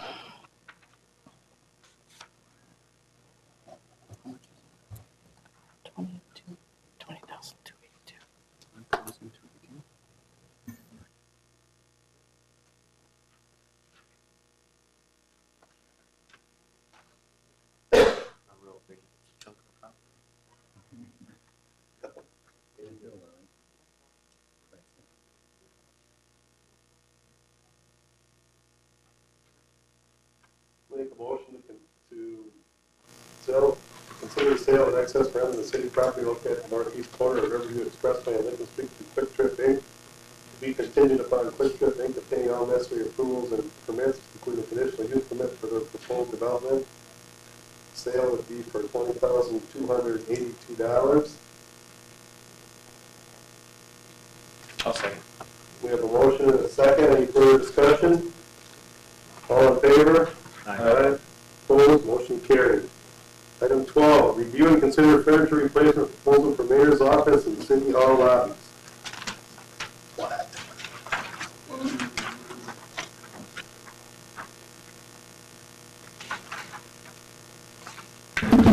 Okay, as you know, over the past number of years, we've been incrementally replacing all the office furniture for all the departments in City Hall. A lot of the desks, and especially for the department heads, were original to when City Hall was built. A lot of those desks and workstations are old, kind of worn out, and obviously they're weren't really ergonomically correct. So this would be the final stage in that replacement. We've done the police department, we did the council chambers, and the first floor and third floor conferences room, and we kind of went through the city hall renovation. We did second floor, and just earlier this year we replaced 3 workstations in the finance department, and this would be the final office or department, that being the mayor's office and the executive coordinator's office. Along with that, we'll be replacing some of the lobby furniture in the first floor and second floor areas. The total of that comes to $41,991.75, and that should complete all the replacement of all the office furniture at City Hall. Yes, we've been putting away incrementally for this replacement over a number of budget cycles. I'll make a motion to consider the furniture replacement proposal for mayor's office and city hall lobbies for the amount stated. Second that motion. We have a motion and a second. Any further discussion? All in favor? Aye. Opposed? Motion carried. Item 13, consider a resolution providing for the sale of approximately $1,120,000 general obligation promissory notes series 216A, thereof the resolution attached. Okay, if you recall, in the 2016 budget, we included in that budget an approximate $1 million note issue to fund street construction projects on Apple Street 12th to 15th, First Street North, Spring to Poplar, First Street North, Apricot to Lavigny Street, and 3rd Avenue West, Grand Avenue to West Jackson Street. Basically what this resolution is doing is it's not formally approving those notes, it's just basically giving us authorization to proceed with putting together the official statement, contacting Moody's and setting up that rating call, and then putting the notes out for bid. And this will come back, I do believe, in the June council for approval of the bids, the award of the bid for the promissory notes.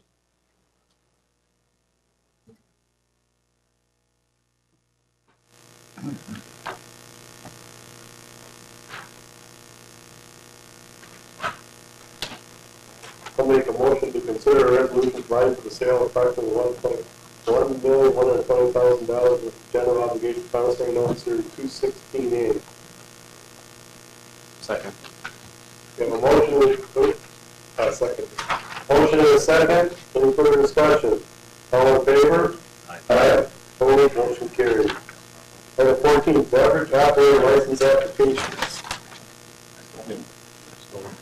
You stole them. Oh, yeah. These are reviews for those. Yeah, that's just a review. Good.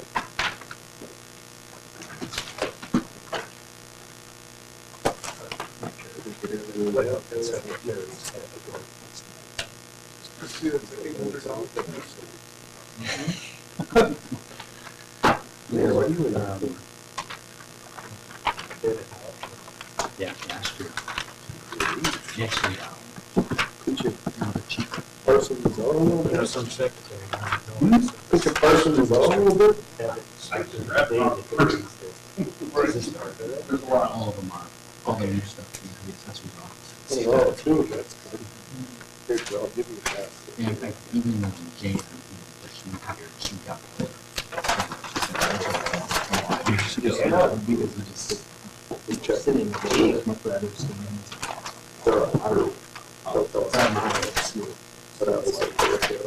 Yeah, I know. The secretary's loving school.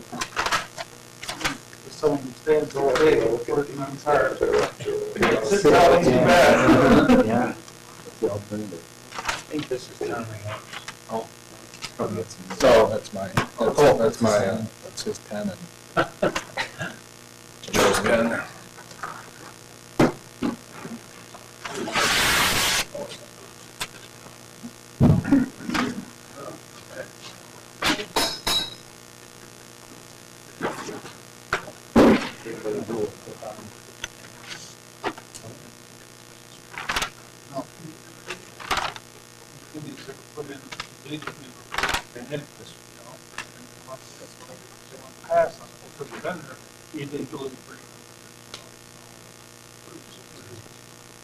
I would say, usually 6 months worth.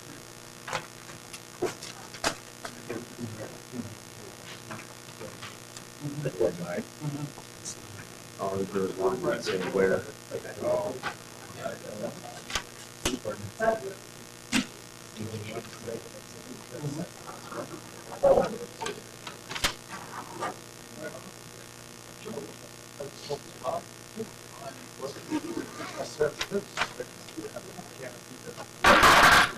Started all this, there's some. She's good.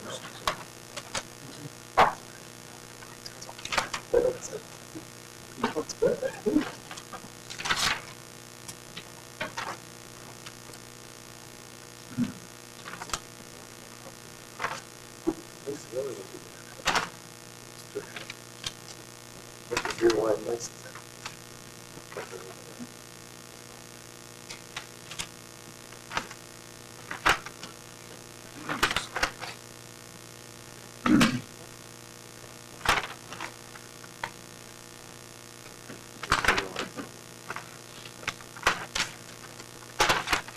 Yes, sir.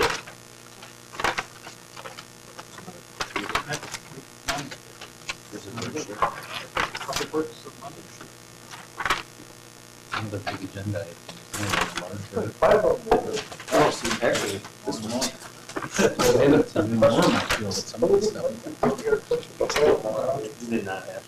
Stuff down the road. They don't have to Doing stuff. Oh, I mean, Yeah, like this one says various licenses. I mean, I agree. someone get a license. So wait, those are, When these I- are, I used to have, I used to have. yeah. So you can get one just to have. But usually, a lot of times. Where'd you $10? Oh. Old, new, original? Yes, yes, yes. Oh. Well, Yeah.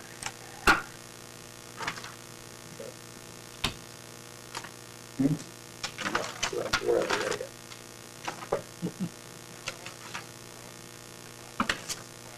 All right, so everybody get a chance to look at them? I would make a motion that we accept the beverage operator license applications as presented. Second. A motion and a second, any further discussion? All in favor? Aye. Opposed, motion carried. Item 15 was to begin review of the 2015-2016 liquor beer wine license applications. We're not taking any action on it, they're right there, we've been looking at them. Item 16, are the bills. Everybody had a chance to look at the bills? Yeah, well, that's pretty good numbers.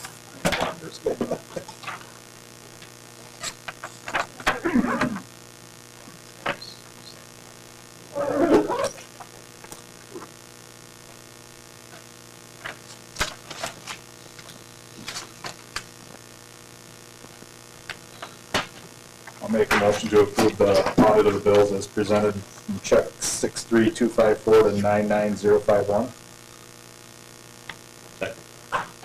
We have a motion and a second to accept the audit of the bill 63254 to 99051. Further discussion? All in favor? Aye. Opposed, motion carried. Item 17, motion to adjourn. Second. Have a motion and a second, all in favor? Aye. You can have further discussion on that.